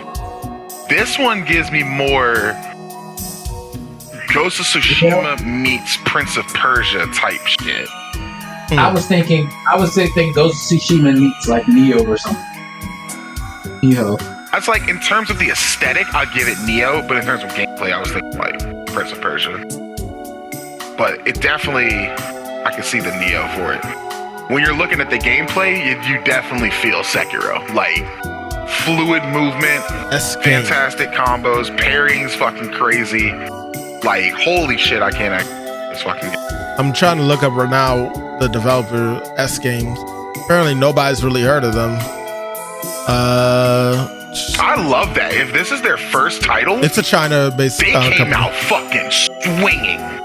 They founded the company in 2011, apparently. They came out the gate fucking swinging with this one. It is known for we're here for all the money. It is known for its Phantom Blade series. But right, wasn't Phantom Blade like a mobile game at first? That's weird. Was it? Okay. It was? That's kind of gangster as shit. I don't know. I'm trying to look stuff up real quick. No, I thought you were saying it was. Sean, ignore the next one though. I don't want to hear about this damn game again. Gotcha. Letterhead looked cool. You can take over people's bodies. It looks cool. Yeah, I can't really get enough information on this, but yeah, looking forward to the game. It looks cool. Gameplay, I heard, is not too much Souls-like, as much as it may look it. It's more focused on action. There's a couple of people that have wondered if it was Souls-like. Letter Blade, or you talking about Phantom? Phantom Blade. Phantom Blade. Yeah. But the devs themselves said that, they're taking more of a action game approach for it, more than the control base of a Souls-like. Like Magic said, Slitterhead seemed interesting. I'd give it a shot. It's coming out soon too. Well, maybe not too soon. It's coming out November 8th. But the fact that it just was revealed, this is the same people who made Silent Hill too. Well, ex Silent Hill devs. And I'm interested. I want to give it a shot. Looks like it could be fun. Looks like it'll be gruesome as hell. But looks like it could be fun as well. Dune Awakening. That is a MMO of Dune that's coming out. I'm not gonna lie to y'all, I didn't really look too much into the game itself. Nobody did. So yeah, if it ends up being interesting, hey, maybe I'll give it a shot if I don't have to pay like a monthly plan or something like that.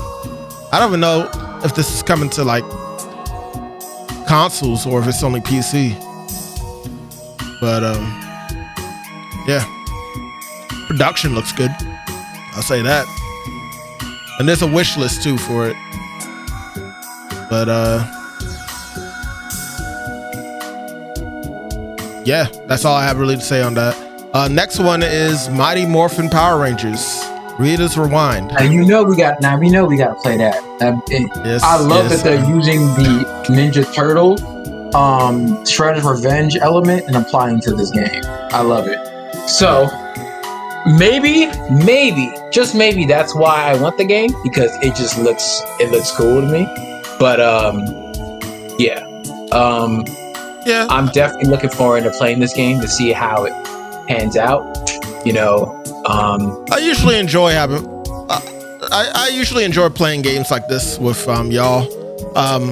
it takes me back to the days of playing beat 'em ups with my friends and such. So Full disclosure, we are all 90s babies here, so beat 'em ups, and this was specifically the Power Rangers we grew up with was the Mighty Morphin Power Rangers. Yeah, It just tugs on all the right nostalgia strings for us.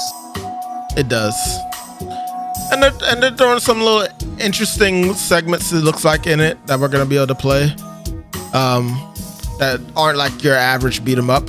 So that looks cool too. So yeah. Stay tuned for that. When is this coming out again? Let me see. No release date. It's wishless. Okay. But yeah. Mighty Morphin Power Rangers. Read this rewind. Stay tuned for that. Karen. It literally looks like a co-op game.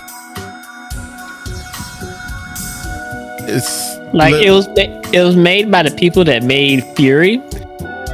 So it's Fury Really? and Haven. Yeah, the creators behind Fury and Haven revealed the next project. I'm surprised. Wow. I know, right? It's completely different from Fury. Now Haven, kind of, but it is so different. So you kind of tell by the art style that it's by the same group of people. True. Maybe there really is like a satisfaction in playing it. I see that it's not. I just realized now that it's not only climbing. There's points where you'll be like walking around too through storms and shit. I don't know what. I think the main thing is climbing though. Regardless, it's just the way the legs and the arms move really reminded me of co-op. That's why I said that. But I mean, it could definitely still be co-op. That's not even. yeah. Or it could be. But I'm really not that interested in it. I'm not gonna lie. Unless something else pops up, I don't see myself playing this. So we'll see what happens. No release date was given yet either. So that's a huge turn from Fury though. Now Yeah, that right? you tell me Huge. that. Like They've also made a game Ginormic. called Haven too. The devs that made Fury. Haven. I just want to see real quick what that looks like. Haven. I like the way you work it. Dig it, You dig it, like it. I like the way you work it. I mean, backpack, I use the bathroom. Okay. Make it. Okay. Next game was Wander Stop. Wonder stop. I don't. It looks like it's one of those, games that you play to relax. Kind of like a Animal Yeah. Crossing type of thing. I But- play Elden Ring to relax. He's not wrong. That's what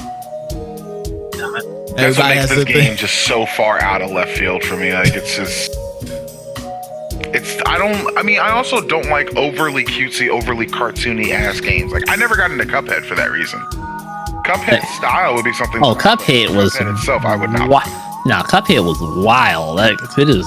That shit is not easy. When I know about the story and everything, yeah, it's absolutely insane. But I can't get over the visualization. I can't look past it. I get it. Does it- There's a lot So of do games you- I don't play Do because you of that. do you not like I don't know what's a good example, Looney Tune type art style, like Bugs Bunny and stuff? Overall, no. There are as a game, no. As a show, yeah. As a game, no. Okay, I can understand that. Not as a game. Yeah, not as something I'm like actively interacting with. Okay, I get that. But yeah. Some people have said that this game has like a type of deep narrative in it and stuff, but like overall, I'm not really interested just off the gameplay they showed so far. So, and I'm pretty sure that's the same for everyone else. Yeah, but what some people find relaxing, some people find terrible. Like for me, I could play Liza P. Like y'all heard I've talked about Liza P. I could play Liza P just all day. And just, Yeah, that's your cozy game. and I can understand that. We all have our tastes. Just like my taste in the next game over here. Sonic X Shadow Generations. Oh yeah. Oh yeah. Let me say. Oh yeah. Let me say right now. Yeah. This shit got me hype as hell. I'm not even going to speak on this. I'm just going to let you have your moment. Yeah. I was not. So I was looking forward to the game before, just to be able to play Generations again, because Generations is a highly acclaimed Sonic game. Most people, if not everyone, says that it's a good game. And then I saw that they were adding the addition of Shadow to this game, like have his own little story segment. And I was like, okay, well, this looks like it's gonna be a little fun little campaign to play for a little bit.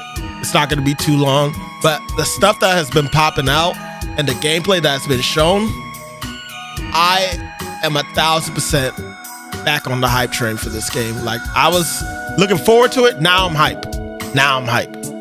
And like, it's kind of sad because it kind of overshadows the Sonic Generations portion. yeah, I did that. I see what you did there. Because everybody's already played it. So like, well, most people have already played it. So like, nobody's like really too pressed about playing that portion of the game. Now it's mainly just people looking forward to playing the Shadow part. And I can't blame them. It's literally using a whole nother different engine even compared to Generations, at least from what I've seen.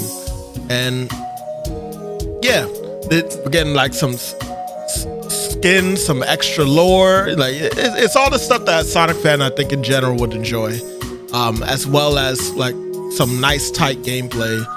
Out of the 3 stages they've shown so far, oh my god, the Bio Lizard fight, man. Oh, it looks dope. Man. Like, this is Shadow's comeback, and I'm now just like on a campaign trying to get most of my friends to play this shit like at least once. Let's be real, Sean. You're on a campaign to get me to play because you already know Christian's gonna get it. It's really me and Joey that you're trying to get a campaign to get. I got other friends too, Joe. I'm trying to get Terrell. Good luck. Thank you. Like, I'm dead serious. Like, I'm already trying. Obviously, I'm trying to get John to do it too. But yeah, good looking game, and skins look cool too. Like the little legacy skins for each of them. It's also supposed to be like an additional level, an extra skin for Shadow coming out later in the holiday for it. I don't know what that's all about, but yeah, it all looks cool. I love what I see. I'm done gushing. Go ahead, Christian, man. Yes. Yeah, Shadow's back, baby. I definitely am looking forward to playing his stages more than I am to play Sonic stages. Although I did wish for a Sonic Generation import for the PlayStation 4 and 5 for a long time. I honestly didn't think we were going to get that. I thought we were just going to get like, you know, some other Sonic projects after Frontiers. So I will definitely say that Sonic Generation, Cross Shadow, or whatever you want to call it, is definitely, it definitely, you know, took me by surprise. So, Joe, you're right. I'm definitely getting the game. So Sean does not have to do any type of convincing because my mind was made up the second I saw that trailer. So, yeah, that's it. That's really it. Yeah. Like that. What I liked about the trailer, as far as like the extras, the stages, like it looked like a cross between Sonic's final stage and Shadow's final stage. Oh, Final Rush and Final Chase? Yeah, the Final Rush and Final Chase. Yeah, I thought that was cool. Because essentially, they're sort of kind of the same. Personally, I think Shadow's stage is harder, but I digress. Yeah, definitely looking forward to it, especially the boss battles. Yeah, the stages definitely looked. They're doing a cool thing where it seems like they're kind of warping a couple of things within each stage. Yeah. Or just it starts off normal and then it eventually warps into something else. So that's very cool. Yeah. They even got Kingdom Valley in there. That's like, I know 06 isn't a great game, but like some of the music in it and the stage designs, I feel was really good. And Kingdom Valley is honestly like my favorite stage in the whole Sonic 06 game. So to see that there was an amazing view to see for me. But yeah, we won't stay too much longer on this. I'm assuming you have nothing to say, Magic. Just like nothing to say. I didn't play Generations, the first game, so. Oh, that's actually a bonus for you then. So this will be all. So yeah, the whole thing will be a whole new experience for me if I get it, which I probably will. I'll probably just say I won't, just to mess with Sean for a little while. You probably will. We'll be out and be like, "Are you playing it?" And like, I changed my mind. And just have himself offline so I don't see him playing it. It's like, man, Joe, you really should be playing this. Oh, I bet. Oh yeah, I heard good things. These next two games, I don't think I should stick long at all on them. We don't play Valorant, but it's coming to PS5 and Xbox if y'all are interested. If it's free, I'll give it a shot. It's free. It's free. Because you didn't have to pay for it in the PC. What you call it? In PC, yeah. I didn't know that. Yeah. I would give it a shot, but I'm not really that hyped for it. Hyper Light for it at all. Hyper Light Breaker. Hold on, I need to look at this again because I forgot this was even shown. This is another shooter, right? No, it actually isn't. It looks like it's a mix of action RPG and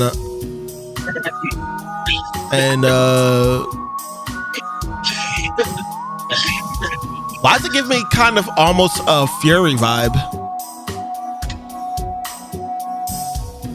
Is it the art style? Yeah. It actually looks kind of cool. I'm not gonna lie.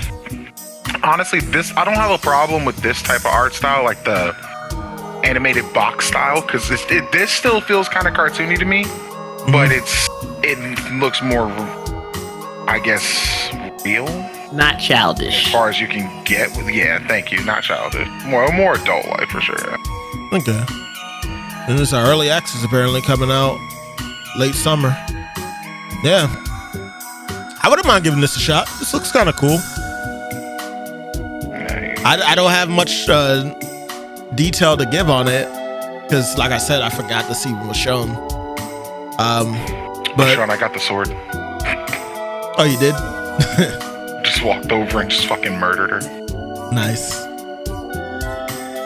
But yeah, Hyperlight. Interested in it, sure. I got this one.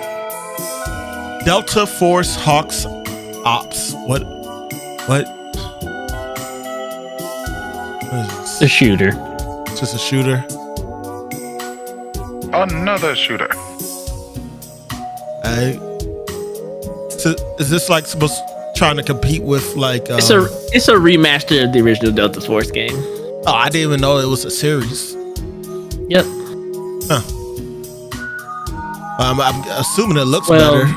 Well, it has a remastered original Delta Force game. It's not it's weird. But yeah, it's a series. But it's based off series based on the Ridley Scott movie. So apparently Ridley Scott made a movie called Delta Force. I'm uncultured because I don't know what counts as a Ridley Scott movie. Aliens was a Ridley Scott movie. Okay. I do know that then, yeah. Don't you main Ridley on Smash? Yeah.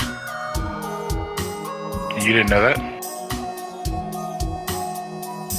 You're a disgrace to your character. Are you saying that Ridley is based off of a Ridley Scott movie instead of Metroid. Was that not the joke that they did? Because the Alien movies came out before that, and the Metroid game came out. Well, maybe not as a whole, but so you're saying that Metroid is they designed it off of the Ridley Scott movies? I mean, Ridley did look like an alien queen in the beginning. She really did. Yeah. That's what I thought. I could be wrong. But when I saw that, that's what I thought of. I was like, oh, they did this off of Alien. That's pretty cool. Well, Ridley Scott. And then with the Ridley, because Ridley was one of the people that. Wait, what's it Ridley? Yeah, they killed the alien. That's why I was like, oh, Ripley. Cool. Yeah. Ripley, not Ridley. Jesus, you're right. But yeah, you are right. Huh? You are right that Alien had a big influence on a lot of alien-based movies and games later on. Yeah. The Metroid going over your head, just kind of example one. Face huggers and all that. All right, yeah, I'll give you that. I guess I never looked at Ridley's other stuff besides Alien then. But did you watch Prometheus? Isn't that Alien also? Yeah, it's the same franchise, but yeah. Yeah. But okay. But not interested in getting it, but does look good. Never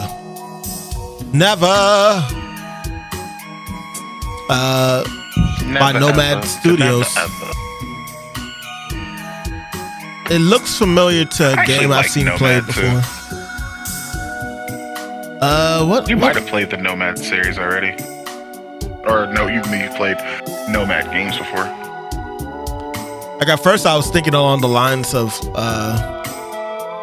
it's one of Heather's favorite PlayStation games, PS4 games. Where you like surf through sand and stuff and discover civilization. Yeah, Journey. At first that's the vibe that I was getting, but I don't know. It looks interesting. I may give it a shot. Oh, I'm seeing combat too. Yeah, I might give this a shot. I fucks with it. You feel me? I fucks with it. Yeah. Some of the creatures give me Spirited Away vibes with No Face. Oh, dude. I want to watch Spirited Away. I would always be down to watch Spirited Away.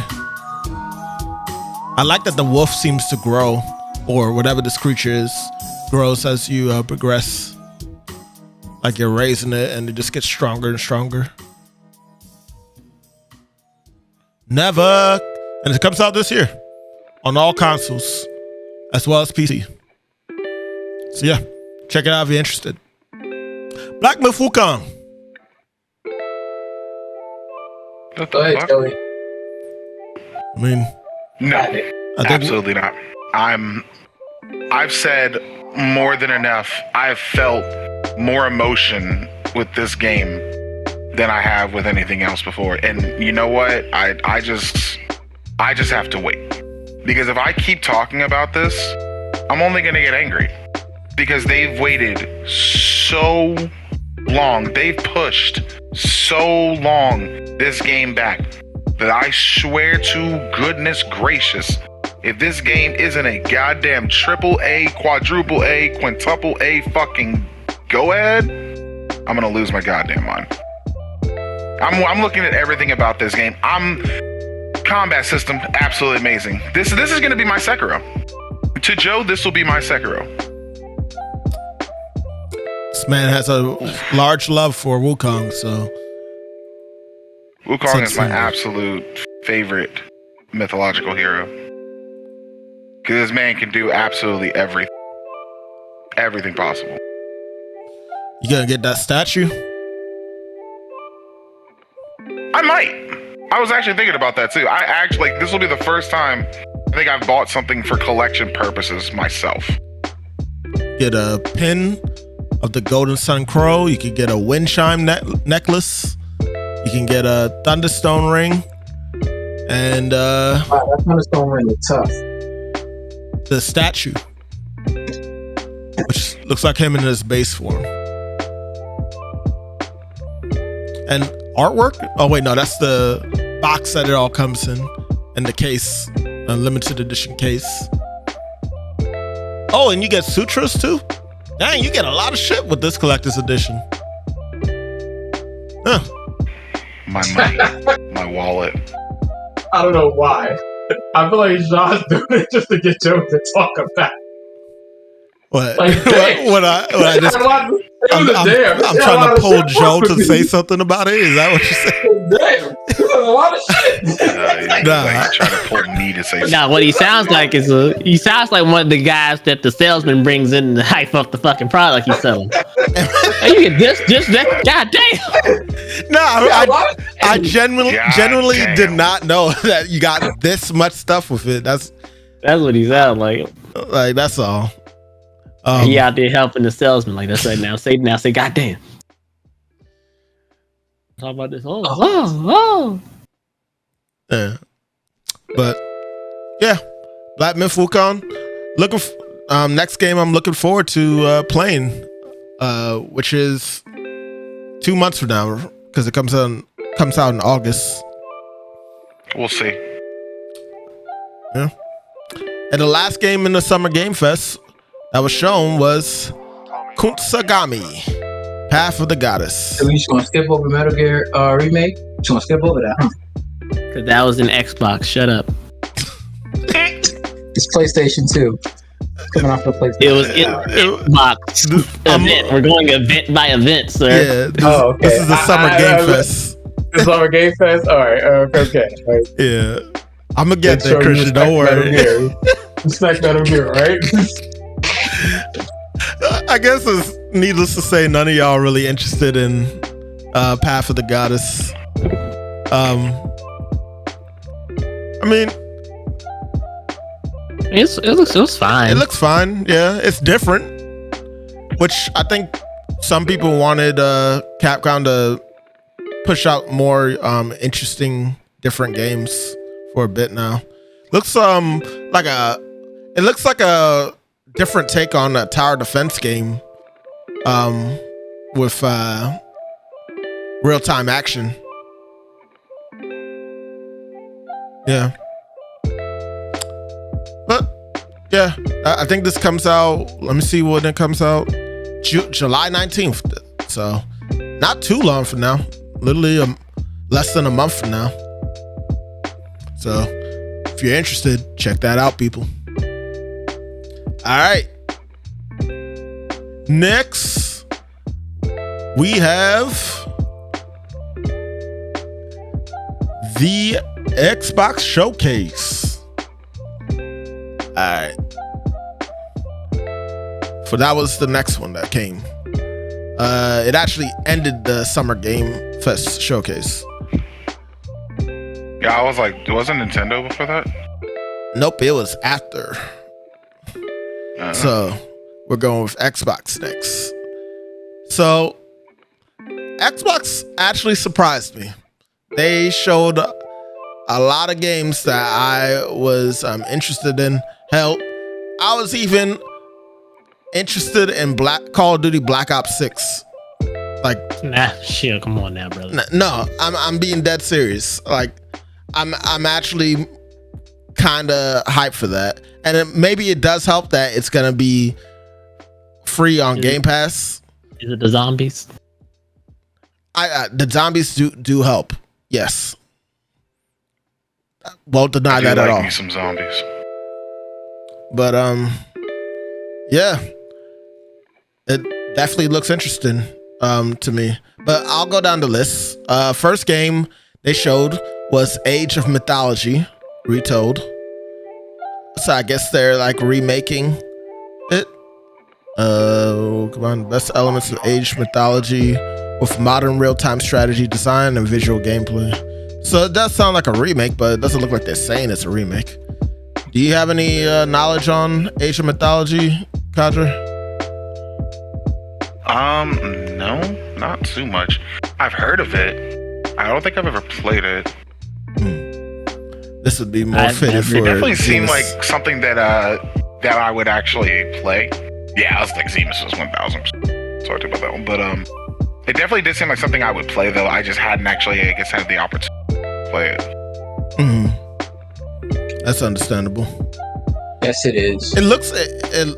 I mean, it looks interesting only to me because of the different like races I guess I'm seeing here in play. But to be fair, in Age of Wonders, we have like the same thing. I guess it's just the way that they're displaying it to me in this trailer that makes it a little more interesting to me. So, and the environmental hazards like that earthquake scene. Is that a black hole? That's how environmental hazards like that is kind of how like Tropico did it. Wait, is this all real? Oh wait, it's real time too. That didn't click in my head when I read that. That's another thing that's helpful with this. Like it's all happening in real time. I like that a lot too. But yeah, you don't play too many RTS games. We really should. I'd be down. But yeah, that's coming out September 4th. The next game that they had was Avowed. We all know about this game for a minute now. So the colors look beautiful in this game for sure. I like how everything pops out. I just don't know how interested I'll be in the game, the story and gameplay itself, because it does still seem like something I've already seen before countless of times, and it doesn't seem like it's pushing the boundary, the bar, I guess, on what I've already have seen in these type of games. That's not to say that the story or the areas can't carry it to some degree, but like, you know, it's nice to see something else. That's the thing. They're not. They're not. This game is gonna, you know what? Honestly, what I get from this game, weirdly enough, is it remind me of a more polished Fable. More polished Fable. Yeah, so it's kind of. I mean, Christian probably didn't see it because, you know, it's first person, so he was like, "Nah, fuck that shit." But yeah. That's just my opinion. I find it funny that how they decided that they didn't want you to just do spells with your hands. You need to have the wand in your hand to do the spells. It's like, I mean, that makes sense. Yeah, but like I mean, like in Skyrim, you don't need a wand or anything. No, but stabs do increase your power, so you can. Yeah.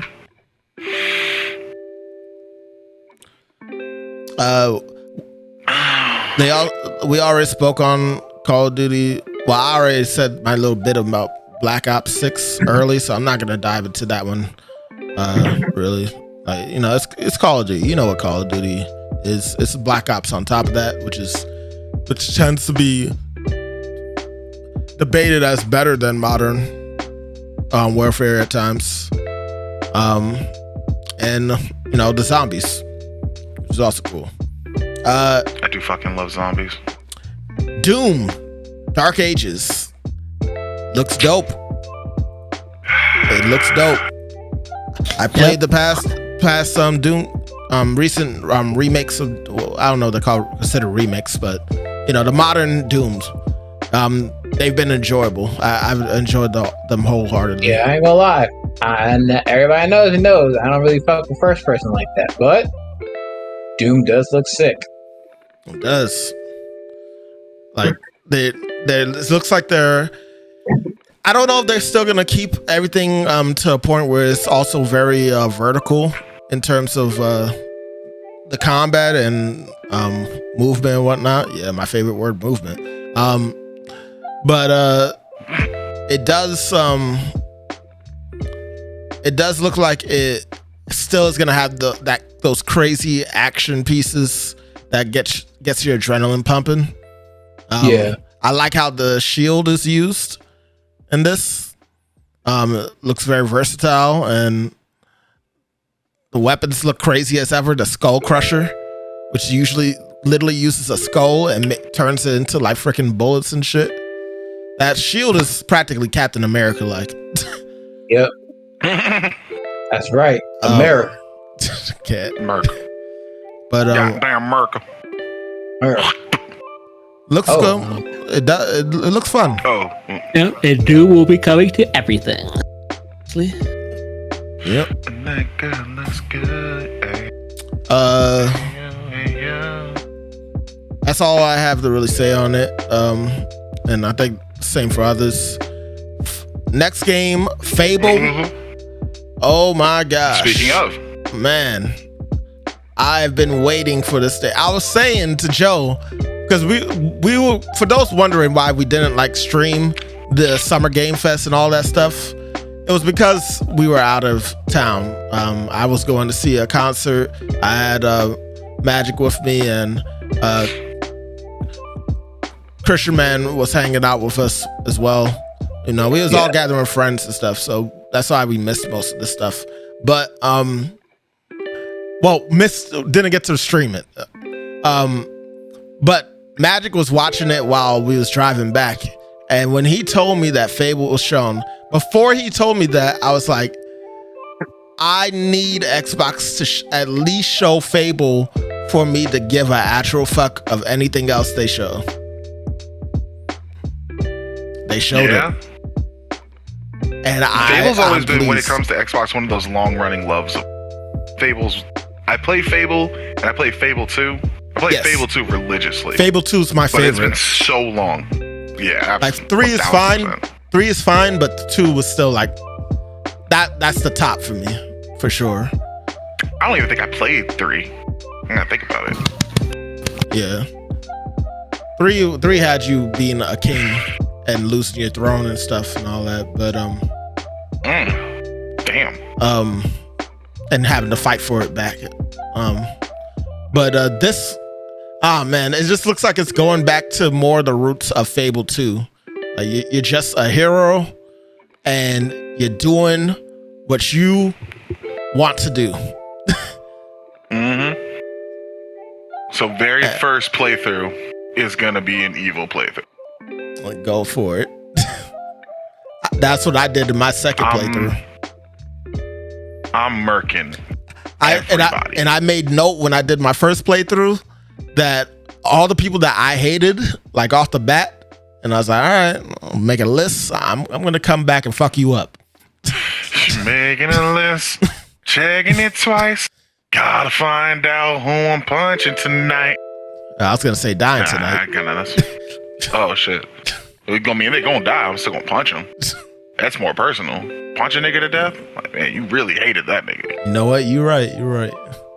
And the story looks like it's gonna be interesting for this one too. It looks like there was like a previous hero, and like you're like the next upcoming hero, and the previous hero is gonna Avatar type shit. Yeah. But instead, like the villain is the previous hero.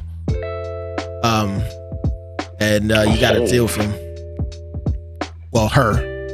I don't know if the gender is gonna change based off who you choose, because normally in the Fable games, I don't see why they changed it now. You can choose to be a male or female. So yeah. But yeah. Sorry I spent so much time, but that's how passionate I am about Fable, and I'm so happy that we finally have a release window at least, and that it's still in the works. Because who are you apologizing to? People like Fable. I was more so apologizing to y'all that I'm sticking so long on it. Like Fable. This is a podcast. All you do is talk here. Yep, that's the whole point. You just talk. Like, that is the whole point. You're right. Fuck, we look like trying to censor that. Next game, Gears of War is coming back, and more specifically, man, that's y'all. Gears of Rap. Gears of Rap. All right, Christian talking about the Gears of Rap song I did years ago with Ronnie. Get ready to spit that fire, son. We are Spit that recording, fire. so I'm gonna move you until we're done. I was just gonna stay quiet and listen. Oh, well, do you? Gears of War E-Day is basically taking place at when everything started, when the monsters invaded, came out to Earth, all that shit, and it's obviously going to be dealing for young Marcus and the team and all that stuff. I'm very interested on how they're going to present everything. I know that one of the difficulties I think they're going to run into is technology being up to par to deal with them, because like in the later series we get like better tools to deal with the locusts. That's the name of the monsters that come out the Earth. But I think E-Day they weren't prepared, so like there's a lot of shit that's fucked up that happens in the game as you progress through the series and stuff. So I'm looking forward to it. That in itself is pretty interesting, getting a start during like, oh man, this is what happened at the very beginning. Nobody knew where they came from. Nobody knew how they got there. Nobody knew how to deal with anything. It's just like, Yeah, that's what I'm looking forward to the most. Because like Gears of War 5, to other people's opinions that differ, I didn't think it was bad. I understand what they were trying to like build up towards another new enemy after you take out the main enemy in 3. But I think that it kind of lost some of what made Gears more appealing, and it was kind of the horror aspect in it of not knowing how to deal with the enemy. Like by 3, they kind of had the tools, so it was all about executing at that point. But this is like, I feel like this is definitely going to take it back to that. Oh man, how are we going to deal with General Ram and these creatures that can kill us within seconds? Because there was like a thing called Krill that would like come out of the skies during the nighttime, and like if you was in the dark, they would fuck you up and you'd be dead like in an instant. Like it was a very scary thing back for me when I was younger playing the Gears of War series from the beginning. So yeah, needless to say, I'm hyped for this, and I'm having great hopes. I think they're also bringing back, how do you say his name? So forgot to breathe. Ben Skavinsky. No, I'm sorry, I'm butchering your name. Hold on. Original Gears developer.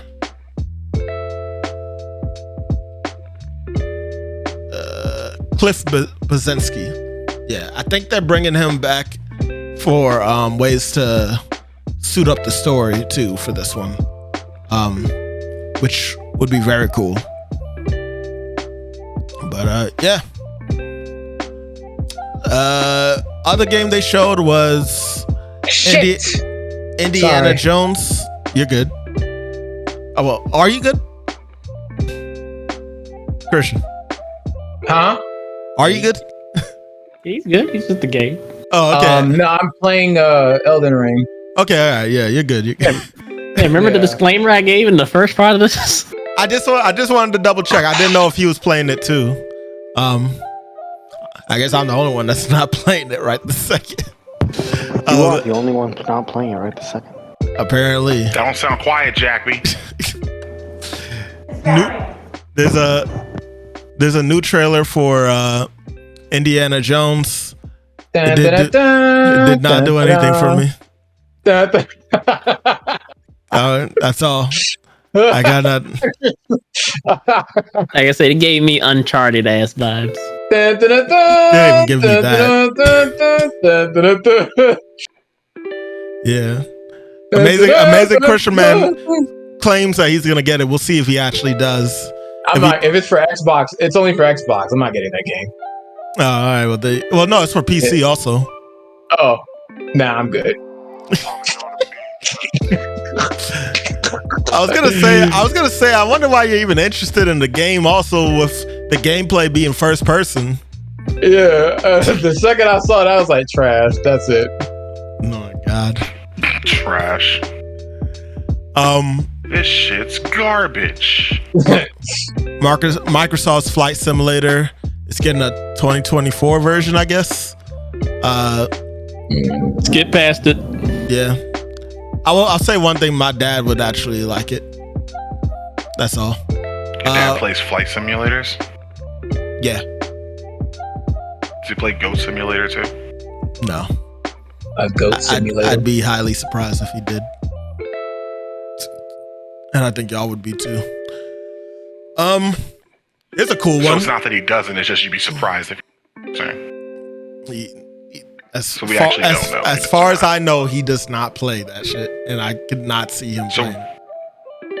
So we're actually not sure. It's a possibility that he's playing Goat Simulator right now in the basement. Sure. Good. Sure. Good. Continue. Here's a cool one. Perfect Dark unveils new gameplay in their new trailer. Perfect Dark is back. Huge surprise. I don't even know if it's actually Rare that is working on this one. I don't know if they got like a different team doing this, but regardless, trailer looked nice. More than nice. It looked amazing, honestly, to me. I played Perfect Dark years ago. I'll admit I didn't finish it. I got really far, but I never finished it. How you know you got really far then? Because Ronnie had played it. My cousin Ronnie played it, and I saw him finish it. Joe, you're an asshole, bro. But it's a legitimate question. Oh shit. Like the combat looks cool. The spy space stuff is just as cool as always, if not better, obviously, with this new technology. And yeah, I can't wait for it. It looks very cinematic while at the same time being very interactive. And I'm looking forward to giving it a shot. Like, Perfect Dark is back, people. What else is there to really say from this point? Did any of y'all play Perfect Dark as a kid? Nope. No. Okay. Fair enough. Well, funny enough, they put that on Nintendo's thing, but we're not there yet, so I won't dive into that. But yeah. Yeah, we still have a whole ass another direct. Crazy. That was the game that caught my eye the most that was an Xbox exclusive was South of Midnight. Yes. Actually looked interesting. It was different from what they normally do. You know, exploration story, combat. I'm digging it. Yeah. Like it threw. I saw this. We saw a trailer for this a while back. And back then I didn't really pay it too much mind, admittedly. But seeing it here during the SummerGamefest, I actually was pulled in. I like how the art style looks and everything. It's very different. But it also seems like it's pulling the game mechanics from like other action adventure game, or would this be an action RPG game? I don't know. I just died. That's unfortunate. When it did the transition from the cutscene to the gameplay, I was actually thrown off because I was just like, whoa. It went so like the character moves at like 30 frames, but the world seems to be running in 60 frames for the most part. Or like the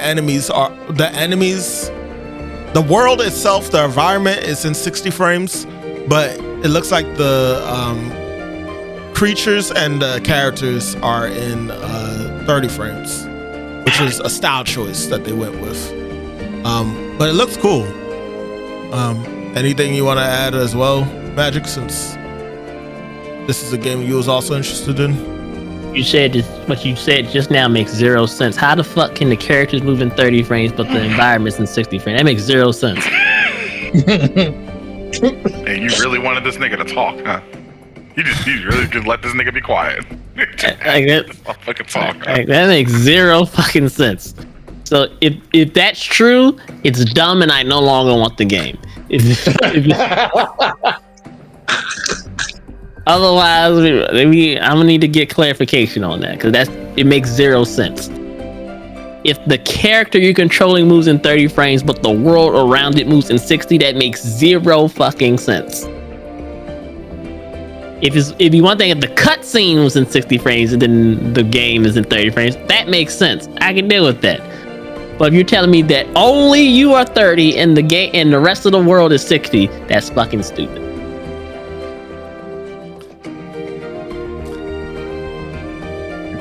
Alright. Could have just let this nigga stay silent, huh? He just. Alright, well And now then, look at you. disregarding what I said, what else did you think of the game's combat little segment that you see, Joe? I know. I thought it was good. I enjoyed it. It was the best thing Microsoft had for me all game. Like, looks like you're not just gonna brute force things. It looks like you can still finesse. You can finesse skill. You can use your powers to avoid sections altogether. Like, there's a lot of choice. I like that. Also, like that it's a black protagonist. That literally means nothing to me. I think it's cool. Yeah, white, black, yellow, green, it's whatever. I think that people feel like we need more representation. You actually do. You really don't.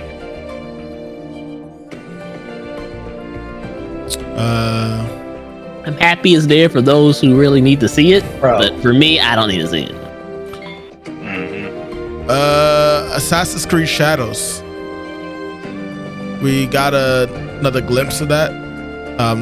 Technically, they showed more gameplay in the Ubisoft showcase, but honestly, there's not really much to talk about for the Ubisoft one, so I'm gonna just line it all down to here. Kadre, did you catch most of the gameplay for Assassin's Creed Black? Black Flag? Yeah. No, Assassin's Creed Shadows. Yeah, I know. Oh, you're saying black because of Yasuke. Gotcha, you racist. No, yeah. Oh yeah. Because it's black. I actually. It's woke. It's because it's black. No, I They actually just skipped State of Decay 3? look at the particular gameplay for it because I kind of wanted to be a surprise. I know that they did, or supposedly had done a lot of shit differently since the last one, but I didn't really want to know what it was. You know what I'm saying? Oh shit! I probably shouldn't have done that. Fuck. Yeah.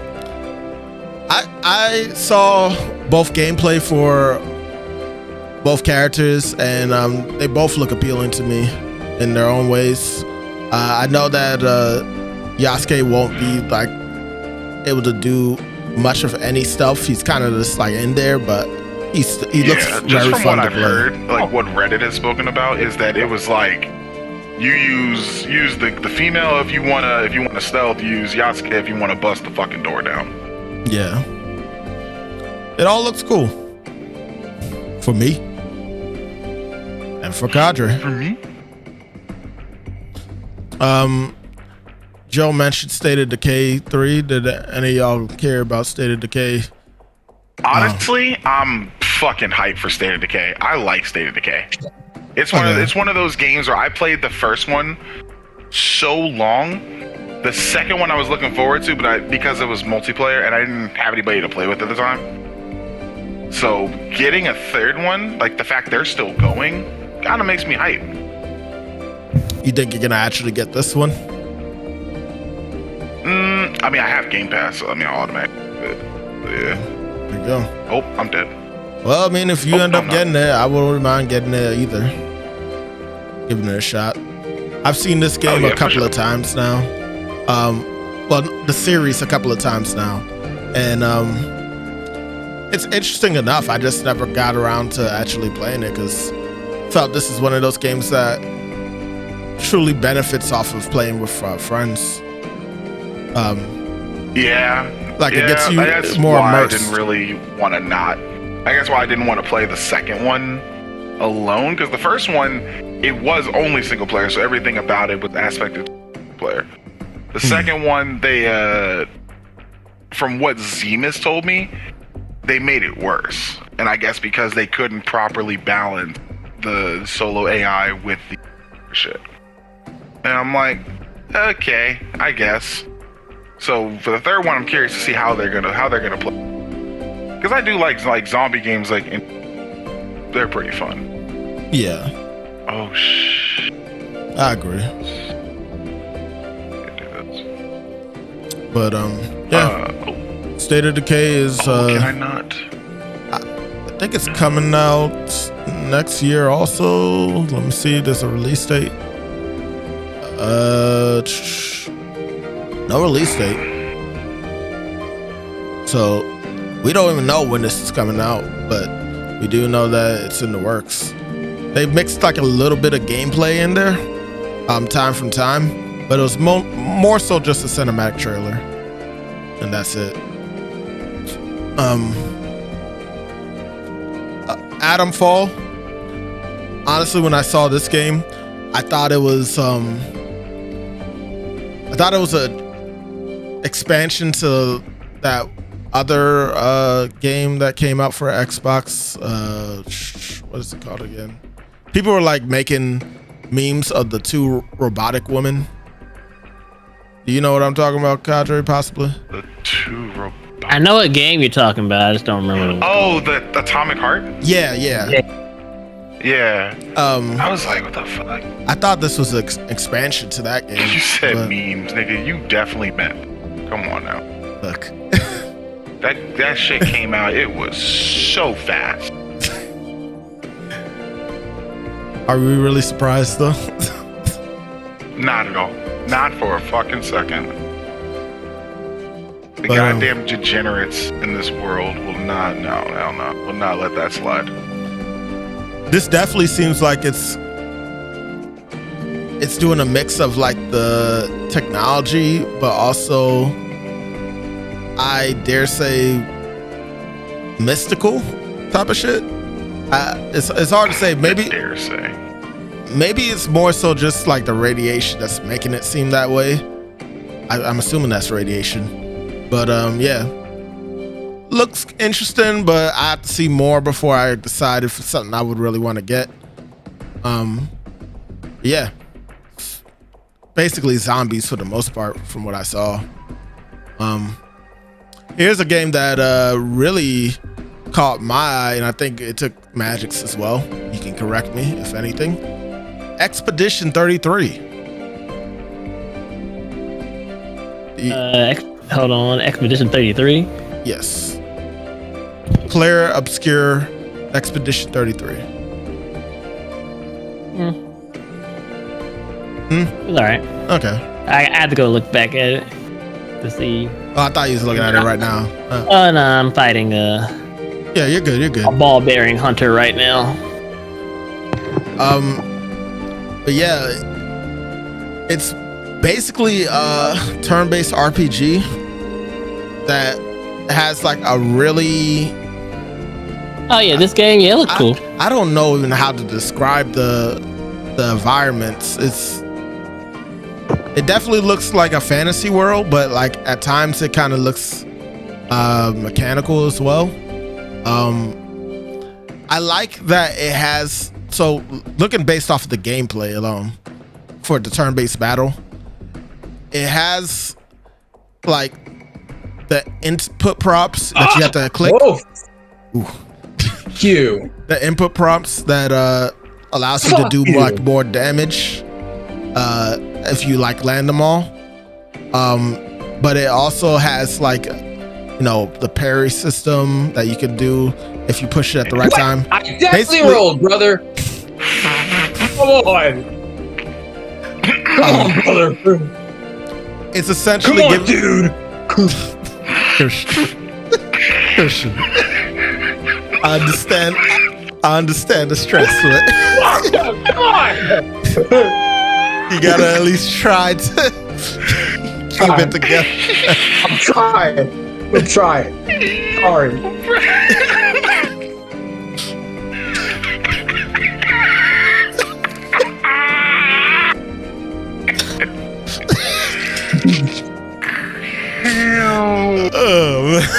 It was the Hulk Hogan.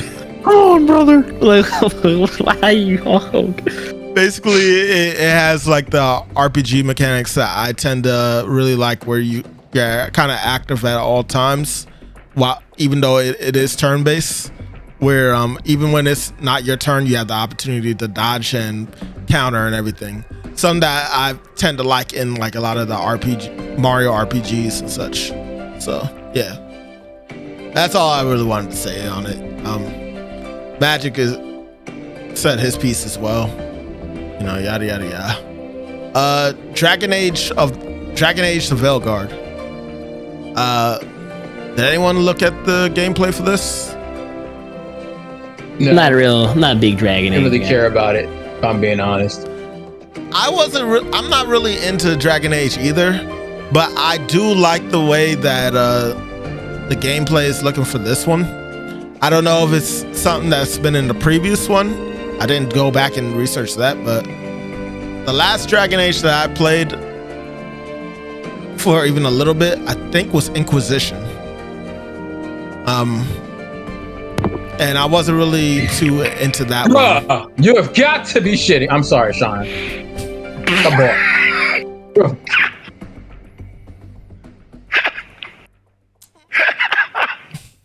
It has I'm the game has more like a Mass Effect type of gameplay style going on with it, but you know, just mix that with fantasy, and you see that it's more physical than like gunplay, I'd say.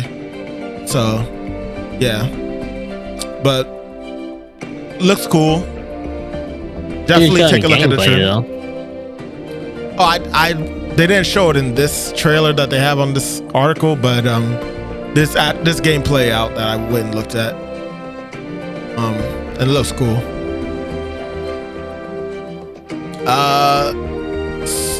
The Souls-like Flintlock. I actually played a little bit of this.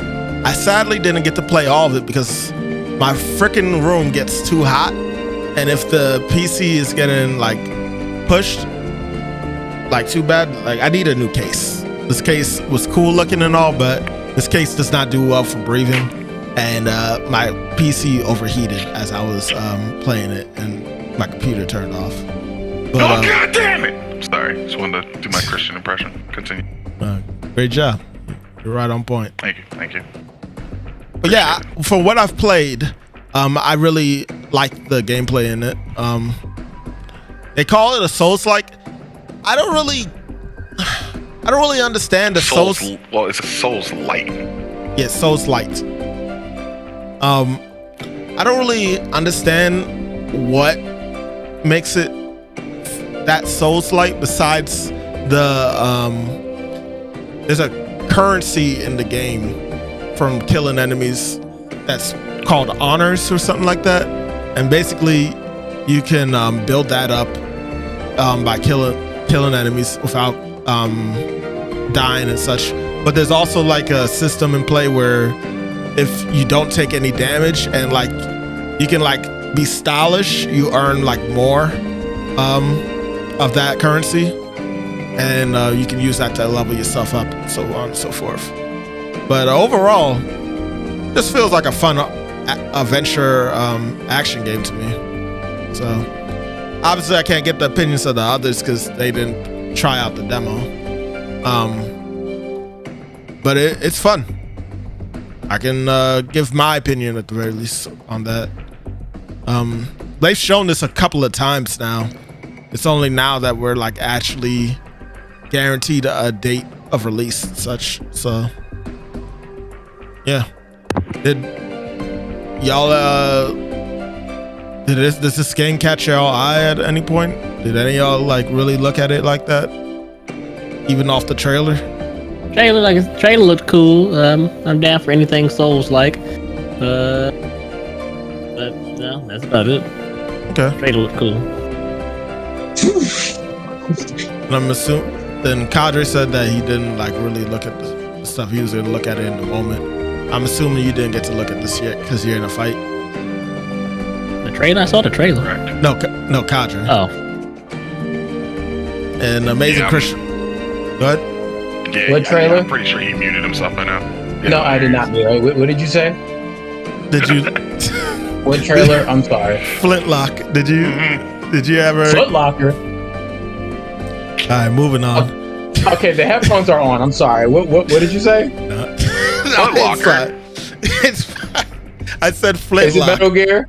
Is a Foot Locker? Okay, no. Metal Gear Foot Locker, right? I mean, Snake working at a Foot Locker would be kind of hilarious. Man. Nobody would ever be able to find him. Fragpunk, I'll just run past this. It looked cool.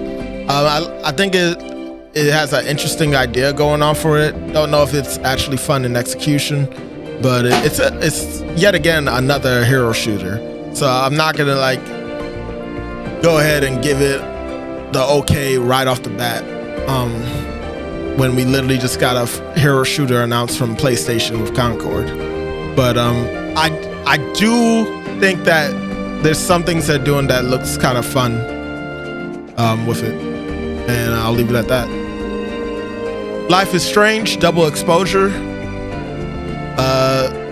Apparently this is the first character from the original Life is Strange, the first game. Older. If you're into that game, then you might be into this one. I have no opinion on this. I played Life is Strange for like 10 minutes. Thought it was interesting, but then I had other games that I wanted to play. So yeah, I didn't go back. Next game. I'm trying to fly a little bit through these. Mecha Break. I thought it looked cool. Looked dope. Looked like evolution of Gundam. Yep. Like just high action Gundam. That's what it looks like to me. I mean, Gundam is high action too, I think. But this is like on another level. And it looks like there's a lot of people in this game that you fight at the same time. I think it might be 20 versus 20. I could be wrong. I gotta look into it. Damn. No, I'm wrong. It was 60 player PvEVP mode. Come on, bro. PvPvE. No, PvEVP mode is what it says. PvPvE. It's people and obstacles from the world. PvPvE. Oh, you were saying that. It's the same thing, Sean. We're just swapping the letters. Yeah. Same thing. Okay, my bad. Yeah. Well, they have the 6v6 mode, and they have a 3v3 arena mode. Looks like it's gonna be fun. And there's a beta that's supposed to be coming out later this year. I definitely wouldn't mind trying it out. See if the others want to try and get into that beta as well, and we can show y'all some gameplay. All right. It is time, Christian Man. Metal Gear Solid. I give my life, not for honor, but for the stream or recording. Shubala-doo. A podcast. Yes. All right. So Metal Gear Not Solid. gonna lie to you, I was scared. I honestly, because Kojima's not involved, so I was scared at first. Definitely had my doubts about the game, but aesthetically, the game looks great. Updated graphics. Not sure the lines are going to be updated. They aren't. Really? But I'm definitely looking forward to playing that game. Again, this time with updated graphics and gameplay and last I checked with you, you said that you want to play it in the original style. With the original style, yeah. top-down I don't view. mind playing it. Yeah, I do. I'll be the oddball and said I do. Yes. No, it's fine. The option will be there if you want to play it that way. I personally want to try it out in the equivalent of Metal Gear Solid 5. So I'm happy Yes, for I that understand. for that overhaul towards the gameplay, because 5 was very fun to me. The way Yeah, they 5 did was that. awesome. 5 So- was absolutely amazing. So to see that incorporated into 3 is very cool. And it looked cool. The gameplay looks great to me too as well. The voice actors are gonna be the same. I know that. Yep. I mean, I said the voice actor. The lines are gonna be the same. They're not re-recorded. It's the same. It's the same lines. It's the same lines. It Yeah. was announced recently, which is fine because honestly, the voice acting was just It was as spot good. on. Yeah, so like them syncing up the mouths to the original recorded voices, perfectly fine to me. Yeah, no, I got really nothing else to say. This is a day one cop for me for sure. I loved Metal Gear Solid 3. That was the one that I enjoyed the most. I got into Metal Gear Solid from my father. He enjoyed the series. He stopped at 3 because I guess his motor skills weren't as great as he used to be with the game. I don't know. But Bro. like I wanted to see how it ended, so I took up his file and I played it for him. Solid 4 was definitely a good game. Brought everything together. Mm-hmm. So it was. But I will say that's one game that I really don't think needs to be made, like at all. What? Which one? Solid 4. Solid 4? Yes. Yes. I don't think it needs to be remade either, but I wouldn't mind a port, just so like we can like hold on to that legacy, you know. Yeah. Now you know what game I want them to do, but they're probably not going to. What? I would love them to do the remake the NES games that came out, decades ago. I would love to. I'm sorry. I Yo, apologize. That was those. a reflex. I would like that deserves a remake. A young Solid Snake and I know. The young Solid Snake and all.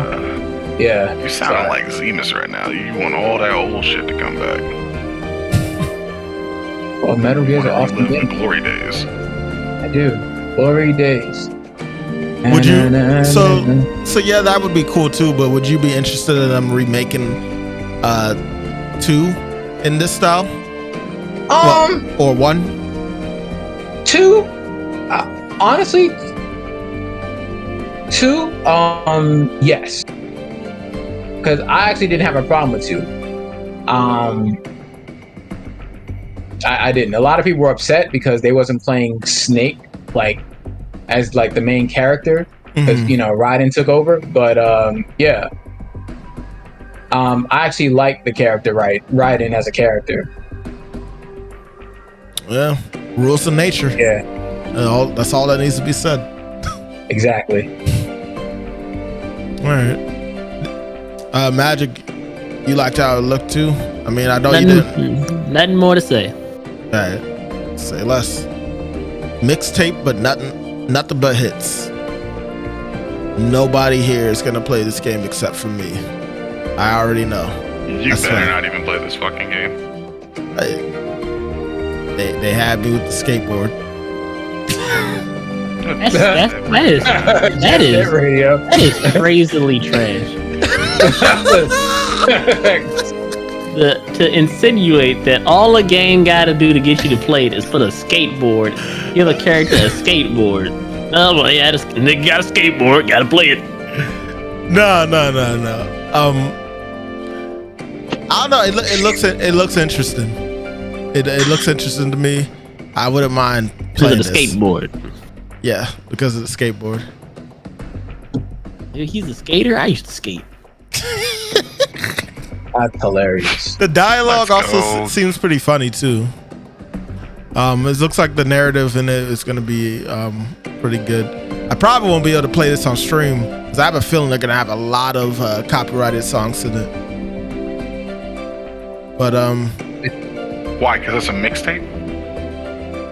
there's some Nothing callbacks. but hits. There's a callback to a lot of songs and stuff. Yeah.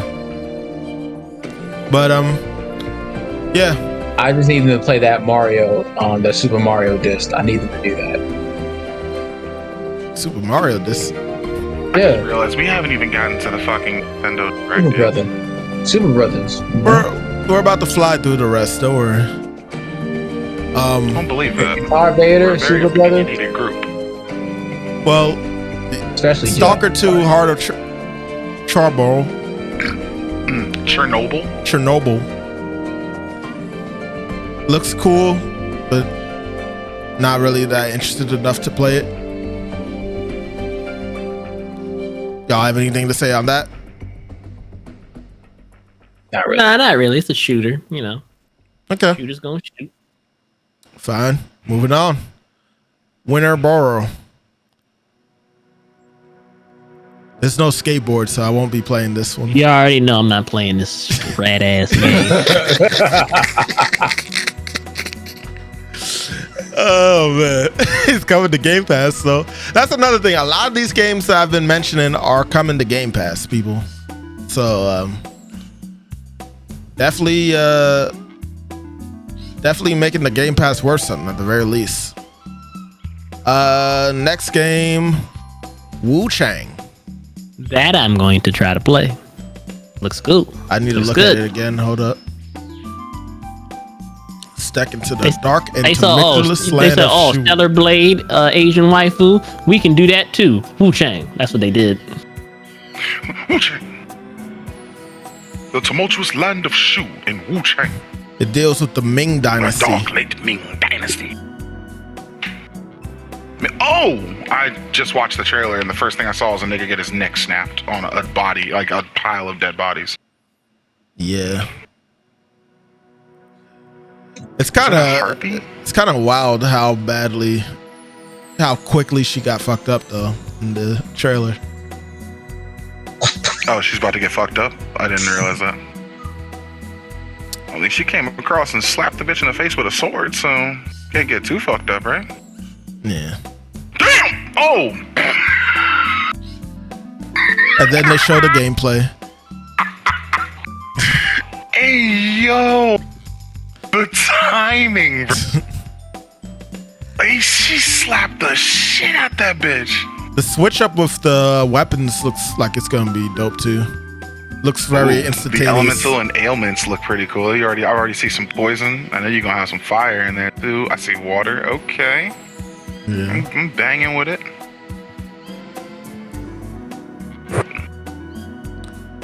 The way that her body is like slightly transformed kind of reminds me of Neo too.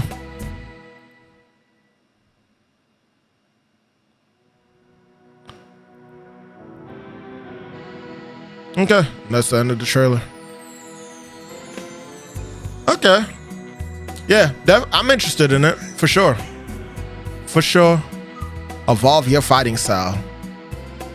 Sacrificing Red Mercury. Yeah, it definitely seems like it'll be diving into the horror aspect to some degree of the enemies. But when you see, I don't know, when I see Daylight tends to like take away a little bit from the horror for me in most games. But there's ways that companies have managed to make it still scary even during day. But night reigns supreme for me, these types of things. Yeah, Diablo, Vessel of Hatred. I'll say one thing. Very, very great animated trailer for it. Not gonna play it. It's literally just a trailer. There's no gameplay shown. But if I was really into the Diablo story like that, I would be hyped for this because people say the story is really great for Diablo. I don't know if you agree with that, Kadre. Sorry, say again. Diablo 4's Vessel of Hatred trailer. Oh, is that the DLC expansion thing they were doing? Yeah, I was saying that the trailer looked amazing, but I'm not interested in playing it. And it's like the trailer looked great, but I'm not. Yeah, like you said, I'm not interested in going back to Diablo per se, because like, as far as I know, they haven't really fixed anything in the base game. Why would I want to pay for an expansion if your base game isn't better? Like, they're biting off a little more than they can chew here.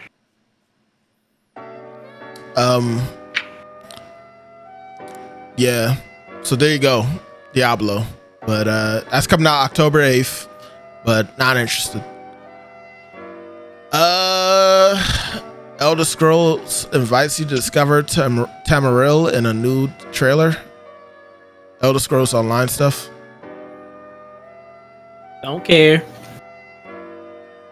I think Cadre does, but it's not really that. Elder Scrolls Online? No, I do not. Okay, well, never mind then. No, honestly, because all right. No, so hit or miss fine with that. Yeah, we'll talk about that one in a bit, but yeah. Fallout. Right back. All right, Fallout 76, Skyline Valley. Don't care. You're not going back to 76, so no. Yeah. Sea of Thieves, Season 13. We never played it. Yep, never played it. We haven't played season 0 through 12, so yeah.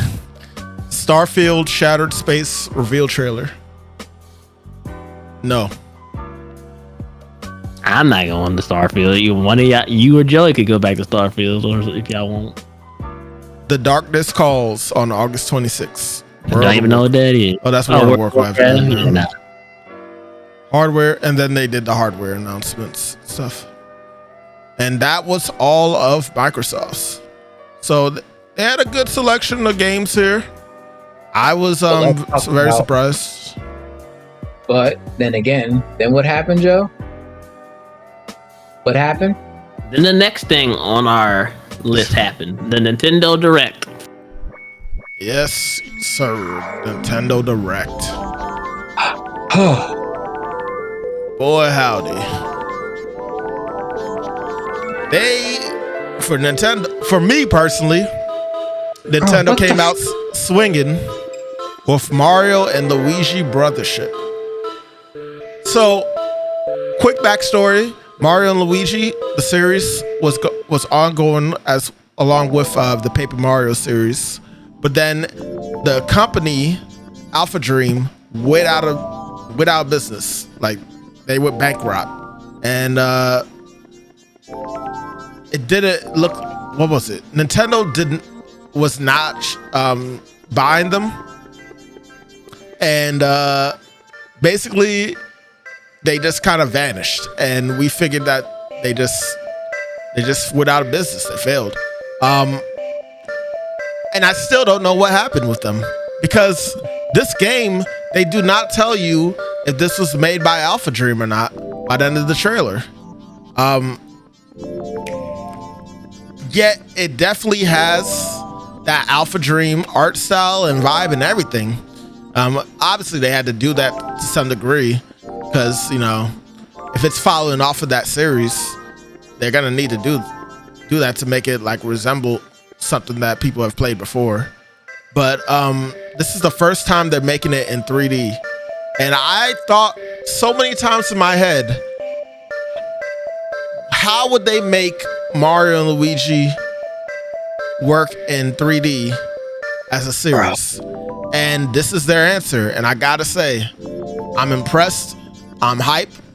This is the next RPG game that's number one on my list to be playing this year. Like, this is on the top of my list for sure. Remember when I said back then that Fable was? Nah. No. Wait, was it Fable that I said? It was Fantasio. It was what? Fantasio. Oh yeah, sorry. Thank you for correcting me. Fantasio. Now this is the game. This is a game for me. I can't wait to play this game and see all the different characters, the worlds. It's such a good series. It really is. And I know it seems like I'm overhyping it for more than what it is, but this game has so much character and heart in it, and the gameplay has like my favorite type of RPG playstyle. Like I was saying before about Expedition 33, I like when you're like very interactive with turn RPGs. It keeps me like more in tune and aware of what's going on. Don't get me wrong, I like the regular turn-based RPG games too, like Persona 5 Final, or like the old Final Fantasy games and such. But this is really something that I've been waiting for and hoping for the longest. So I'm really happy that I saw it. Any opinions, y'all, on Mario and Luigi Brothership? Just not interested. Okay. That's about it. It's not really much to say beyond that. Okay. Never played it. I'll give it a shot. Looks cool. But I never played the original, so I don't have the attachment that you had to it. This is a new game, but I get what you're saying. Never played the series. Yeah. The next game that they showed was Nintendo World Championship NES Edition. I'm not really that into the speed running for the old school games, but I think it would be fun to watch people do online and stuff. So I think it's cool that there's that.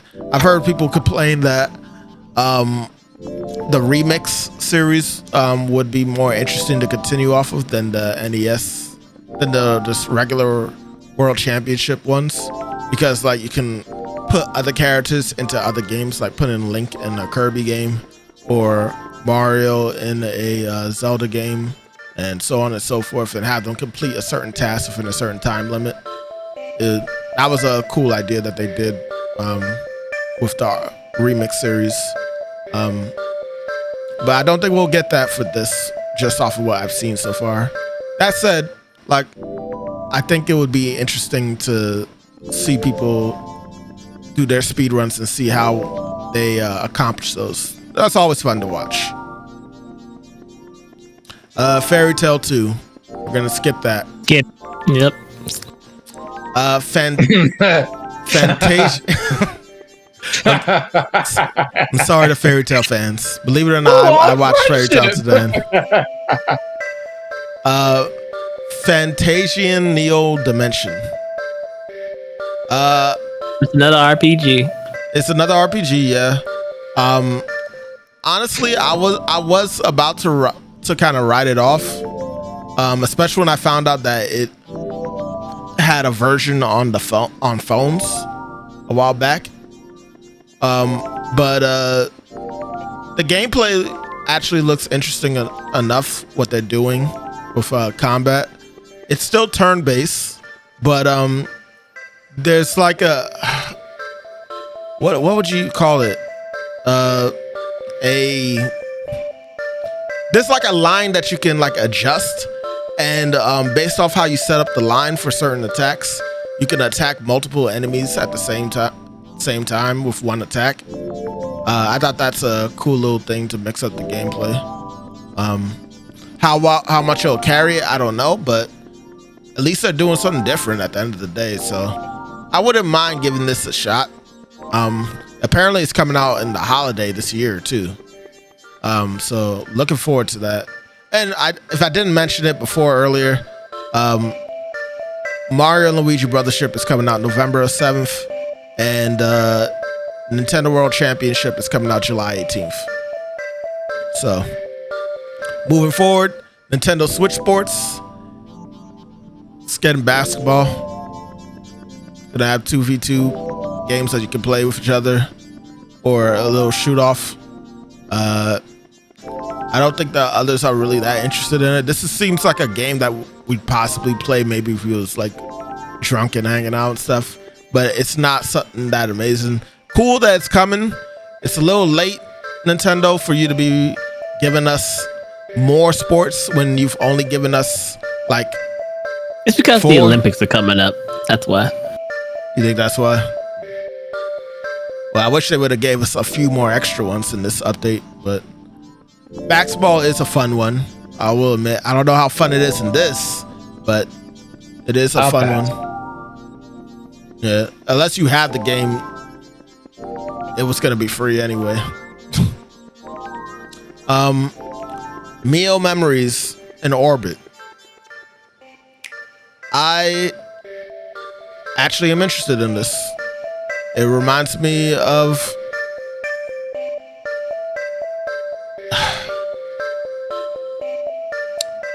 forgot the name of it, but Joe, do you think you know what I'm Journey? talking about? No. Talking about Hollow Knight or Yeah, Hollow Knight, yeah. I mean, Hollow Knight or Strider PS4. Yeah, that too. It's just a little fun little action. Yeah, just a fun little action dungeon crawler, Metrovania like game. I'm into it. Simple as that. I'm into it. I'm willing to give it a shot. So, yeah, but that's coming out next year. But still, cool to see this. Wish it was actually Hollow Knight's sequel, Silk Song, but hey, at least we're getting something kind of similar to it. Skipping this game for the games I'm saying. Disney Illusion Island, we're skipping that. Hello Kitty Island Adventure, skipping that. Looney Tunes The South Park game is real, it's back. Butters, everyone was playing World of Warcraft, and Butters was saying, everybody was literally, all the kids were playing World of Warcraft, and they were getting on to do something against some guy who was cheating and killing people when he shouldn't be. But they were like, Butters, what are your character? I ain't been playing World of Warcraft. They're like, what the hell have you been playing? Hello Kitty Island Adventure. Oh my God. What the heck? Are you serious? Yep, dead serious. I heard there was a couple of memes surrounding this game, but I didn't realize that it was that deep. Dead serious. Hello Kitty Island Adventures is like, Butters, you go home and be part of the sensation of or I will fucking murder you. That is crazy. That is absolutely crazy. Yeah, totally doing Butters wrong. Why they always doing Butters wrong, man? It's just what they do. He just wants to love people. That's it. Looney Tunes Wacky World of Sports. It looks like a wacky ass game. You can move past it. Yeah. Among Us. Move past it. Farmagia. This is the game that I think Christian was talking about earlier, where it looks like Pikmin and I forgot the other thing he said. Pikmin and something. You said Pikmin and Pokemon. Pikmin and Pokemon, yeah. I mean, it looks interesting, but not enough for me to go out my way to get it when there's so many other games that I'll be playing and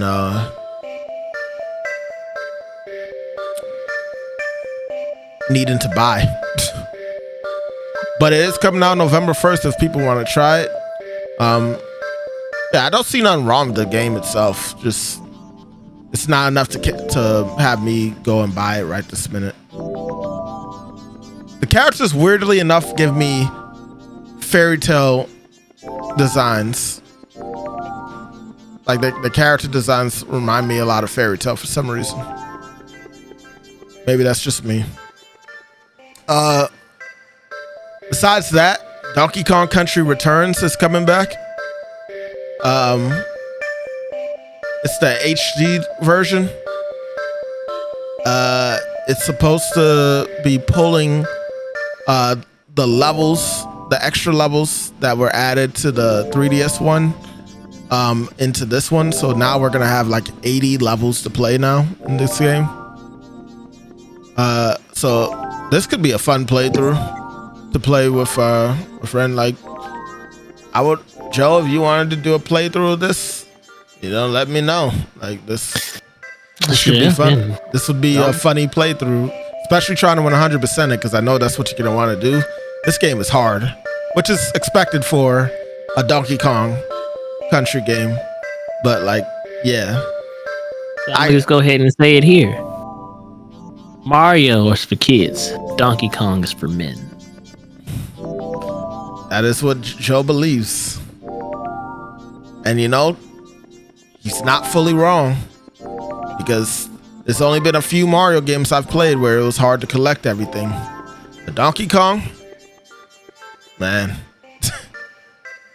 they can be pretty brutal. Not gonna lie to you. Next game. Oh, by the way, that's the weird thing is that this is coming out next year in January instead of this year. I don't know why, but that's the deal. The next game that was revealed was Dragon Quest III HD 2D remake. This game has been talked about in the works for a long time, and this is the first time we're actually seeing it. It looks great. I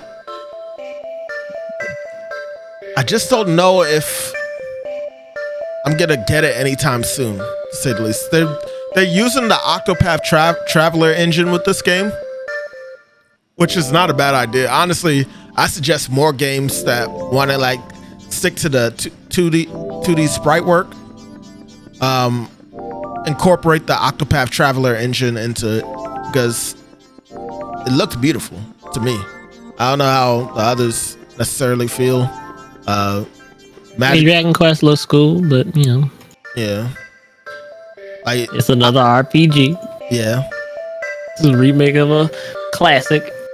So you know, did you play a lot of Dragon Quest games? Nope. No? Okay. It was just asking. And I'm pretty sure Christian Man has it either. I played one of them, but oh, you did? I can't remember. Yeah, just one.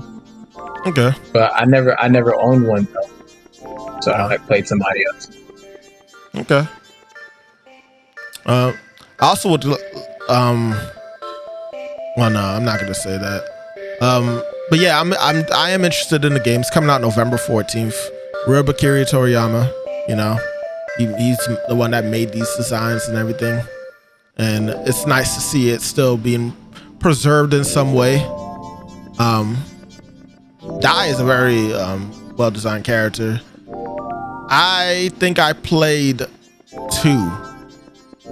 Dragon Quest 2, which, funny enough, Dragon Quest 1 and 2 are getting remade as well in 2025. So you can experience the whole trilogy. I'm not surprised. What are we on? Dragon Quest 3 HD 2D remake for Nintendo. I like Dragon Quest. Dragon Quest was yeah, it was like a cool series. I mean, it's still going. I don't know why I'm saying that. Example, right? That's actually the perfect example of a cartoony ass RPG that I actually like. That's perfect right there. You was fine with how the slimes looked? I just had to. No. No. Okay. No, I wasn't. But you just killed them quickly and move on. Yeah. It's like I regret to even say that I didn't kill them quickly. I hated slimes. Like I was surprised. I'm surprised you didn't kill them quickly. They died slow, painful death. Ah. Gotcha. I only started fucking with slimes when I met Rima. Crazy. But respectable. They should have shown a game like that instead of the fairy tale. But that's a whole nother story. Next game. Yeah, don't let Grande hear you say that. That nigga loves fairy tale. He can love it by himself. Funko Fusion. Get it out of here. Skip it. Yes. All right. Luigi's talk about Funko Pops.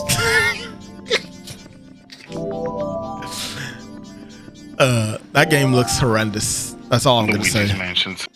Luigi Mansions 2 HD is literally just Luigi Mansions 2 in HD. Yep. Does it look better than before? Yes.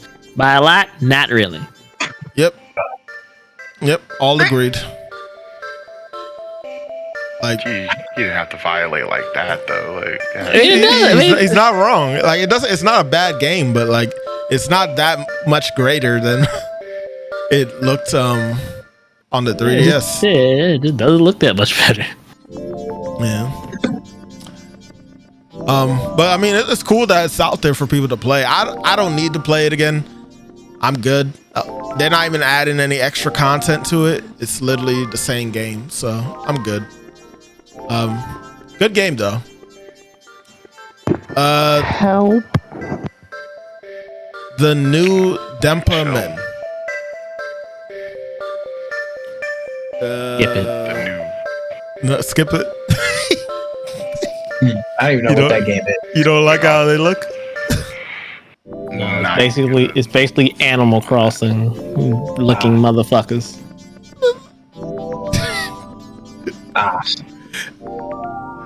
Oh man. Okay. Metal Slug Attack Reloaded. This came out of nowhere, especially when they have Tactics coming out. I think later this year. I was playing Tactics not too long ago and enjoying that. But to see this tower defense version of Metal Slug coming out, I'm like, all right. I kind of want like a regular Metal Slug. Maybe that's obviously asking too much. Oh, Metal Slug Tactics. Well, this is Metal Slug Reloaded that was announced at Nintendo's Direct. Yeah, I mean it's Metal Slug, but it's a tower defense game. I mean, at least that's what it looks like to me. And you can only really say so much about that. Yeah, like Tactics, at least there's a little more going on there, in my opinion. But maybe I'm wrong. And Battle Players Against the World Online. Huh. Yeah, it's definitely not a tower defense game. Looking at the trailer right now. You don't feel like it is? What would you make it akin to? I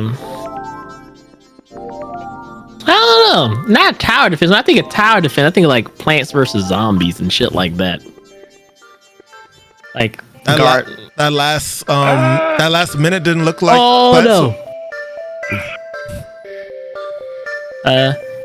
That last minute. Yeah, like around like 52 seconds. Like that This didn't like. definitely doesn't look like a tower defense. No? Okay, well then my bad. I guess I got my views construed. You said around 52. 52 battle online against players from all over the world. Yeah, and they showed some gameplay right after that.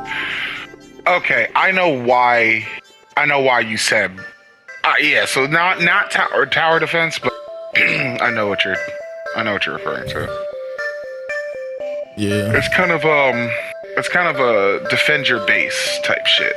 Yeah. I mean, you have you create as many units as you can to defend it forward. Yeah. Defend your base. All right. But Darkest Dungeon, baby.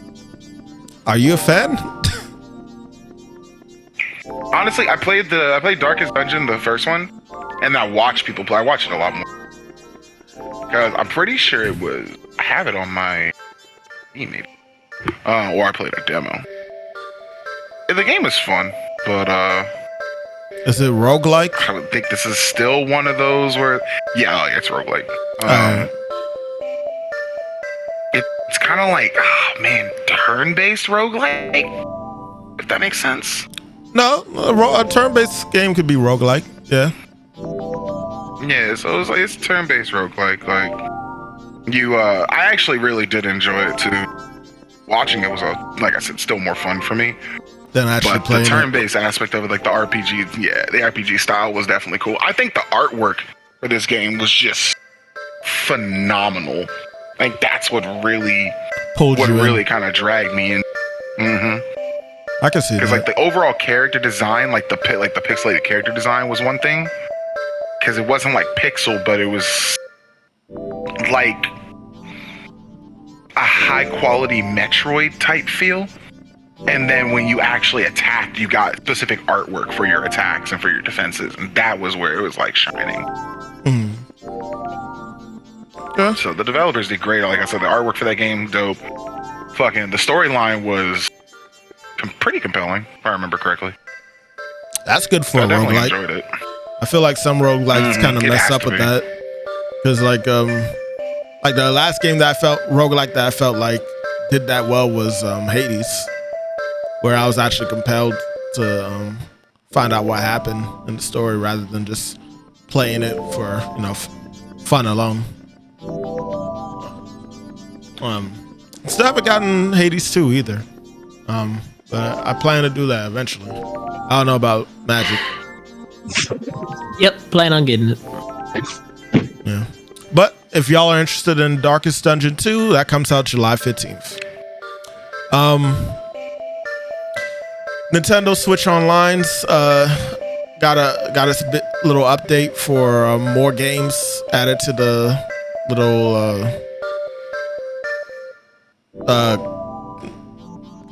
forgot what they call it. Just to their Game Boy catalog and their N64 catalog. We got Legend of Zelda 4 Swords and Metroid Zero Mission. 4 Swords, I would love to actually play that game with y'all, but I understand that not everybody is like pressed to play a Game Boy Advance game like that. 4 Swords? Yeah, sure, why not? I feel like that'd be pretty fun to play. Yeah, sure. Christian says.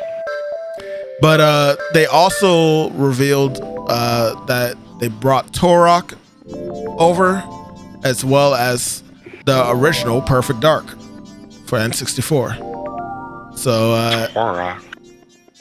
Yep, Turok. So if you want to play Perfect Dark original, you have the opportunity to dive into that. There's obviously been a lot more games besides the first one, but you can see where it came from at the very least. And Turok, well, not gonna lie, I never cared for the series. Gonna skip The dinosaur one? Yeah. Okay, yeah. Didn't make much sense to me, so I didn't get into it. Yeah. Phantom Brave, The Lost Hero. We're gonna skip that. And this is what we've been talking about. This is single-handedly Of the Marvel Universe. turned the Xbox showcase into an L because they are not getting this game. The savior of the Marvel Universe versus Capcom Fighting Collection Arcade Classics. Yep. Boy, what a bombshell this was for Nintendo to reveal. Man, I was so happy. So gassed. Nobody saw this coming at all. Nobody in the world saw this shit coming at all. Let alone for them to have Marvel versus Capcom, not one, but two in this collection. All the Capcom versus game, well, almost all of them that ever made in one collection. Yes. Including the one that started it all, the savior of the Marvel Universe, X-Men. Yes. And let me tell you, this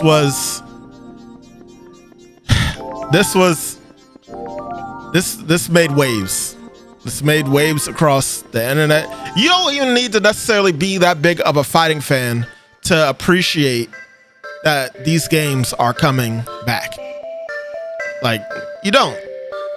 I personally only more so played one more than two, but I know how good two was. And I know how big it is in the fighting community as well. So to see it come back like this, great job. Great job, everyone, for fighting for this. Good news, everyone. I'm dead. Oh, great. Magic, did you have anything to add? I mean, like, I didn't say all the games that are coming to it, but like, you know, it's just been a long time, because for years, for almost probably even over a decade now, you could not buy Marvel 2. Like, it was just not available to buy. You had to find it on Amazon somewhere, or eBay. You might have had it already when they put it out, but if not, you're fucked. Because it was completely just gone from the eShop. Oh no. Yep. Because of licensing fees and stuff of that nature. Right. Just the fact that it's back means that Marvel and Capcom are working together again, which means the world is open for a new Marvel versus Capcom in the future, and it just means a whole lot of doors that were closed are now back open. A new challenger has entered the arena. Yep. It's very big news to just suddenly drop into Direct, for sure. And I'm happy for all the fans of this series to get this. And honestly, you all should be too. So, without me really saying it, I'm not even that. I'm going to say it straight up. Buy this. Support this game. It's available on all consoles except for Xbox and PC. Yep. So get whichever one you like and support this game, please. Like, you don't know how what you're missing with this game. You may even become a fighting fan yourself playing this. You really might. But yeah, Marvel vs. Capcom Fighting Collection. I don't think they gave a date yet. Let me see. I pre-ordered, so I was told I was pre-ordered on Amazon, so they said December 2nd. I said December 2nd. They said January 2nd, but they also told me December 31st, so I don't know. Might be more akin to December because it's saying 2024 at the end, at least. This is the release window. Yeah. But it has no definitive window yet. Yeah, it could easily change. Who knows? Yeah, it can change. So, but still, great news to hear. Super Mario Party Jamboree. Look, I love me some Mario Party. And seeing this one get revealed, I was a little hesitant at first because it had the super at the beginning of it. And the previous game before Superstars was called Super Mario Party. And I wasn't really that into it. The maps looked very bland. And a lot of the mini games were solely, I think all the mini games actually were motion based, and that kind of killed the game a bit for me. Even like collecting the stars felt weird. The dice felt weird for each character because like every character can have their own special dice and stuff, which isn't necessarily a bad thing, but it clearly was not balanced enough, which made it like. There's like rankings basically for who was the best character to use in Mario Party. And you could have like really used the character that you want unless you didn't care about having that advantage. But Mario Party is truly going back. It's like a combination of Super Mario Party and Mario Party Superstars, which I understand it's a little confusing to say all in once. It's like a combination of those two combined. They're taking all the interesting ideas that Super Mario Party had and then bringing back the old school of Mario Party where if you lost, you lost. There wasn't no like, you get some coins too. No. You lost, you lost. Simple as that. They're also adding like a type of interesting battle royale type of thing for this Mario Party. That you can play. That looks like it could be fun. We could possibly even play it with viewers if there's enough of y'all, you know. I think that'd be cool. It's like 20 versus, it's 20. Yeah, it's a 20 battle royale. So, any piece you have to say on this, y'all, or can I move on to the next one? Can definitely move on. All right. Legend of Zelda: Echoes of Wisdom. It's not too much I really need to say for this. It's simply put, Zelda is the main character now.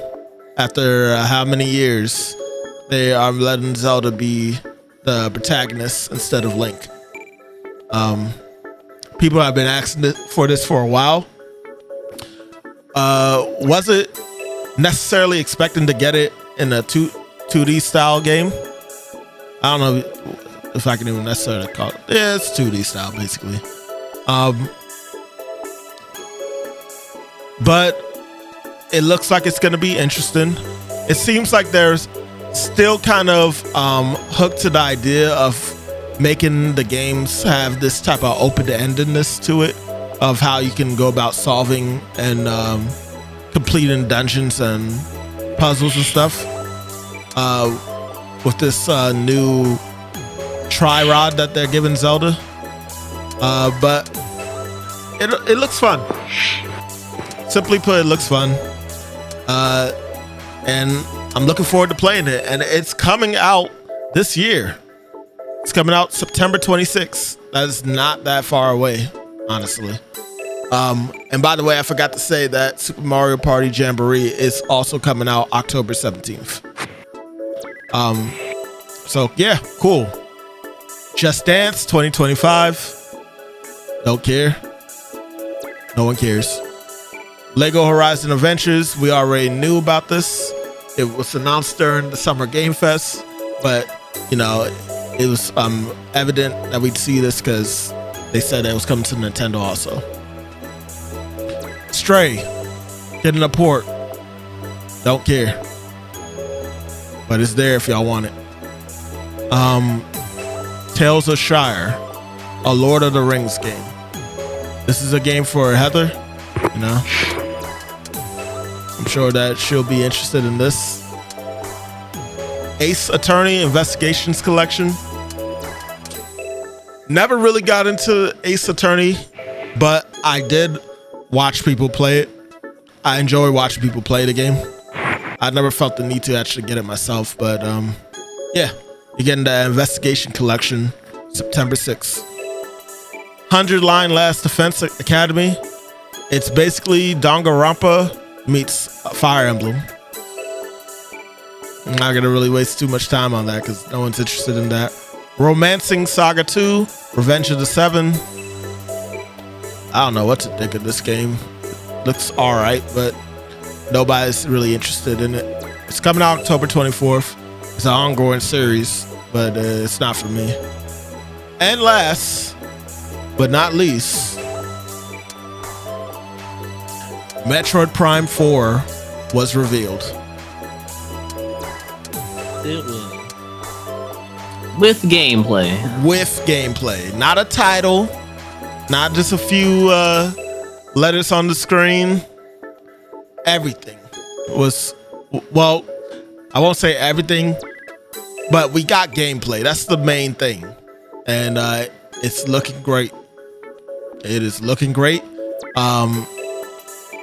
It's everything that people would be expecting from a Prime series game, and looking forward to it.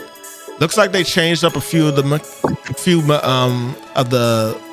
mechanics of how like the visor works for scanning enemies and stuff, because it used to be on the D-pad, but it looks like the D-pad's now going to be used for changing the missiles. Obviously, there's not enough that we know about the game yet. They have to like go into a real in-depth discussion about it. But the game looks great. That's the main thing. Silex is there. I know you said it right. Silex. I'm just kidding. And that's been that clearly is something that Nintendo's been building up for a hot minute now. As the new antagonist for Metroid. and it's coming out 2025. They said at the end, which to me clearly tells me that it's cross-generational. This game, it's going to be coming out on the Switch, but it's also going to be coming out on whatever the successor to the Switch is going to be. So cool. I'm fine with that. Glad we got to see that. And yeah, that was everything from Nintendo's Direct.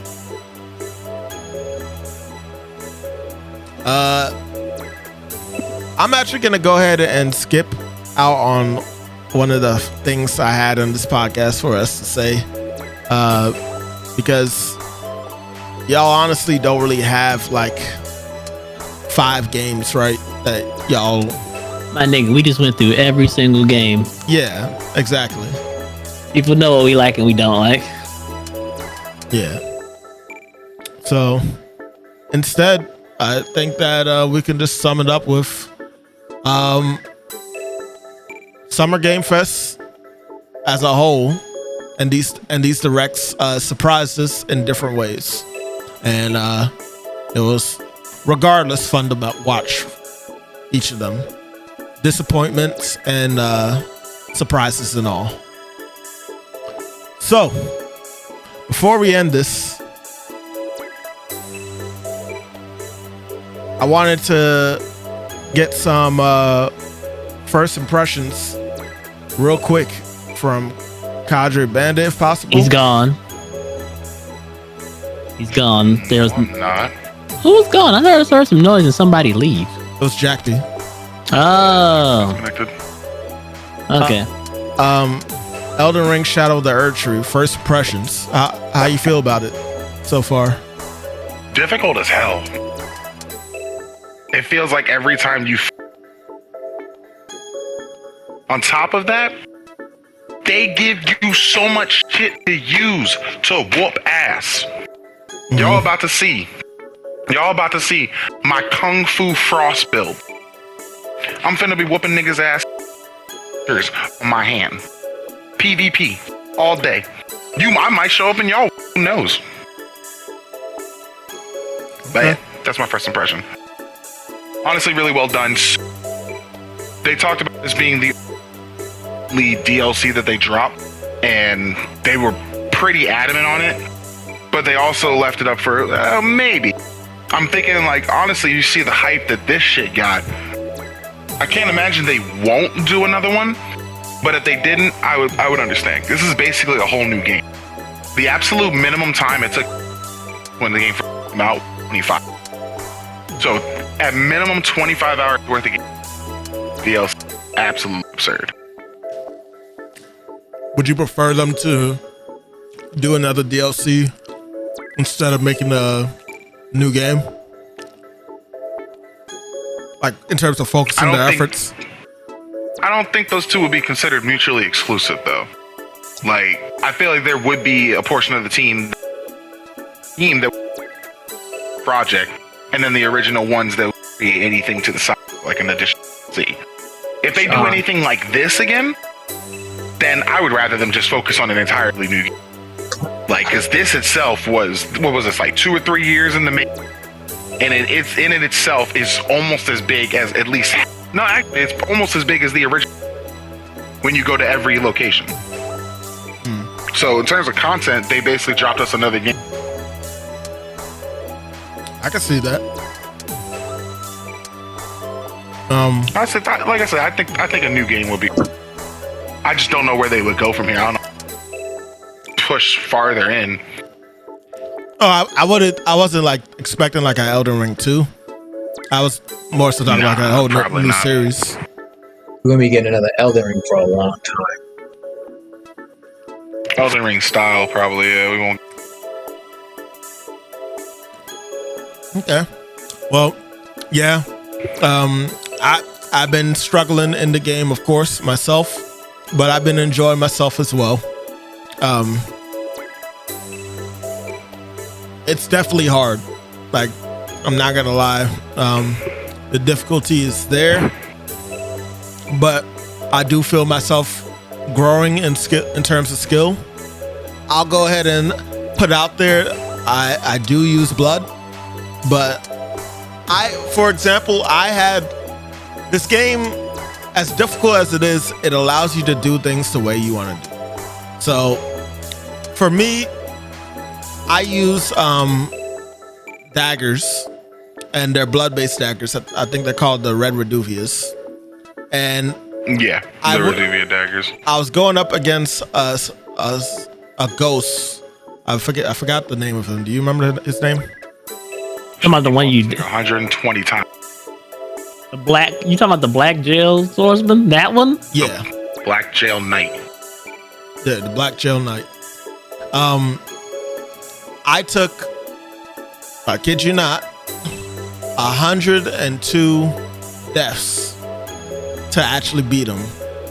But it was mainly because I was trying to beat him with those weapons and blood-based skills and such. Needless to say, I lost my mind going up against him at one point. I was fine like for the first 72 deaths, but when I got back to fighting him again, it really started to wean on me. But let me tell you, beating him with my weapons was the most satisfying feeling I ever had, for sure, in a while. And that is the beauty of these games. Like, it's hard as hell, yes, but when you beat them, there's a satisfaction that you feel that you can't. Big satisfaction, brother. That you can't like Sean, feel anywhere else. I'm happy. I'm happy for you that you felt that sense of satisfaction for being able to absolutely demolish something that demolished you. Do understand you're never gonna have that feeling. DLC. Never gonna have that feeling again. Not at all. Probably not. But there still is something satisfying when you beat a boss. I don't know if that's gone for you or 1,000%. No, hell no. Hell no. I just beat one of the most annoying bosses in the game a couple hours ago. Still thinking about that fight. Still thinking about, man, that nigga killed me when I got down to the... And his name starts with D. So yeah. I understand. I'm actually annoyed right now. I'm biting my lips. I'm gonna walk away for a back. Okay. Amazing Christian Man and Magic Lunchbox are currently trying to catch up to the DLC. But one thing I want to point out is that there's been a lot of complaints coming out the woodworks with not just you, nigga. With just suck it. Sorry. There goes the example. Yo, deadass, I only came back because I heard that nigga yelling fucking headset. That's a perfect example right there, though, people. Yes, that's a very yes. Especially if the boss has been tormenting you, and the closer you get, and then you just die right then and there, and then you just want to beam your controller. Yes. But now I got a grace.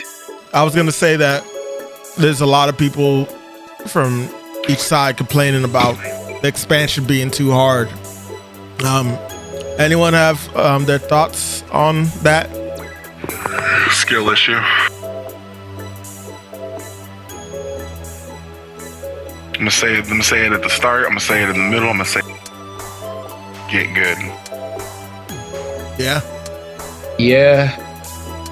This game is not for the weak. It isn't. And the thing is, this game literally gives you all the tools you need to make it easier. But if you're gonna let your pride get in the way from you using those, because you're like, oh, I want to do that, that'll make it too easy. Get good. That's all there is to it. Like, there's nothing else he can do. The creator can do for you. He made this harder specifically for the people that wanted the game to be harder because they felt the base game was too easy. So, see, my problem with this game is not even the game. It's me. I don't like raging. I hate it. I do not like it. I do not like it. I don't. Like, I can't tell you how often I like try to control myself. I mean, we're on stream, so I don't care. It's whatever. But I just don't like doing it. And I will say this: ever since I met Joe Magic, I've been doing this. I have been just accepting it, and I'm just like, you know what? Whatever. Okay. Damn it, Joe. So Joe definitely kind of brought this out of me. I brought rage out of you?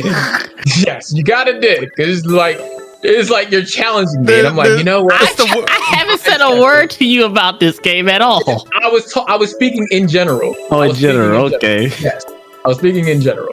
God damn it, Joe. Why is it always you? So he just brought out that in me, and I'm just like, you know what? Magic has stirred the pot in terms of making everyone feel like they're being challenged consistently every time on something. So with this game series being one of his favorite as well. So are you telling me, Christian, that every time you've lost in this game so far, you just hear my voice laughing at you? Yes.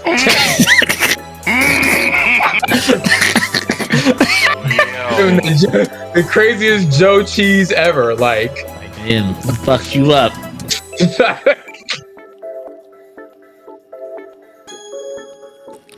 That's hilarious.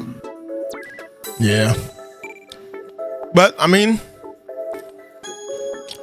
overall the game is still fun. Playing through it and stuff. Like, Magic, did you have your piece you want to say about the whole too hard thing?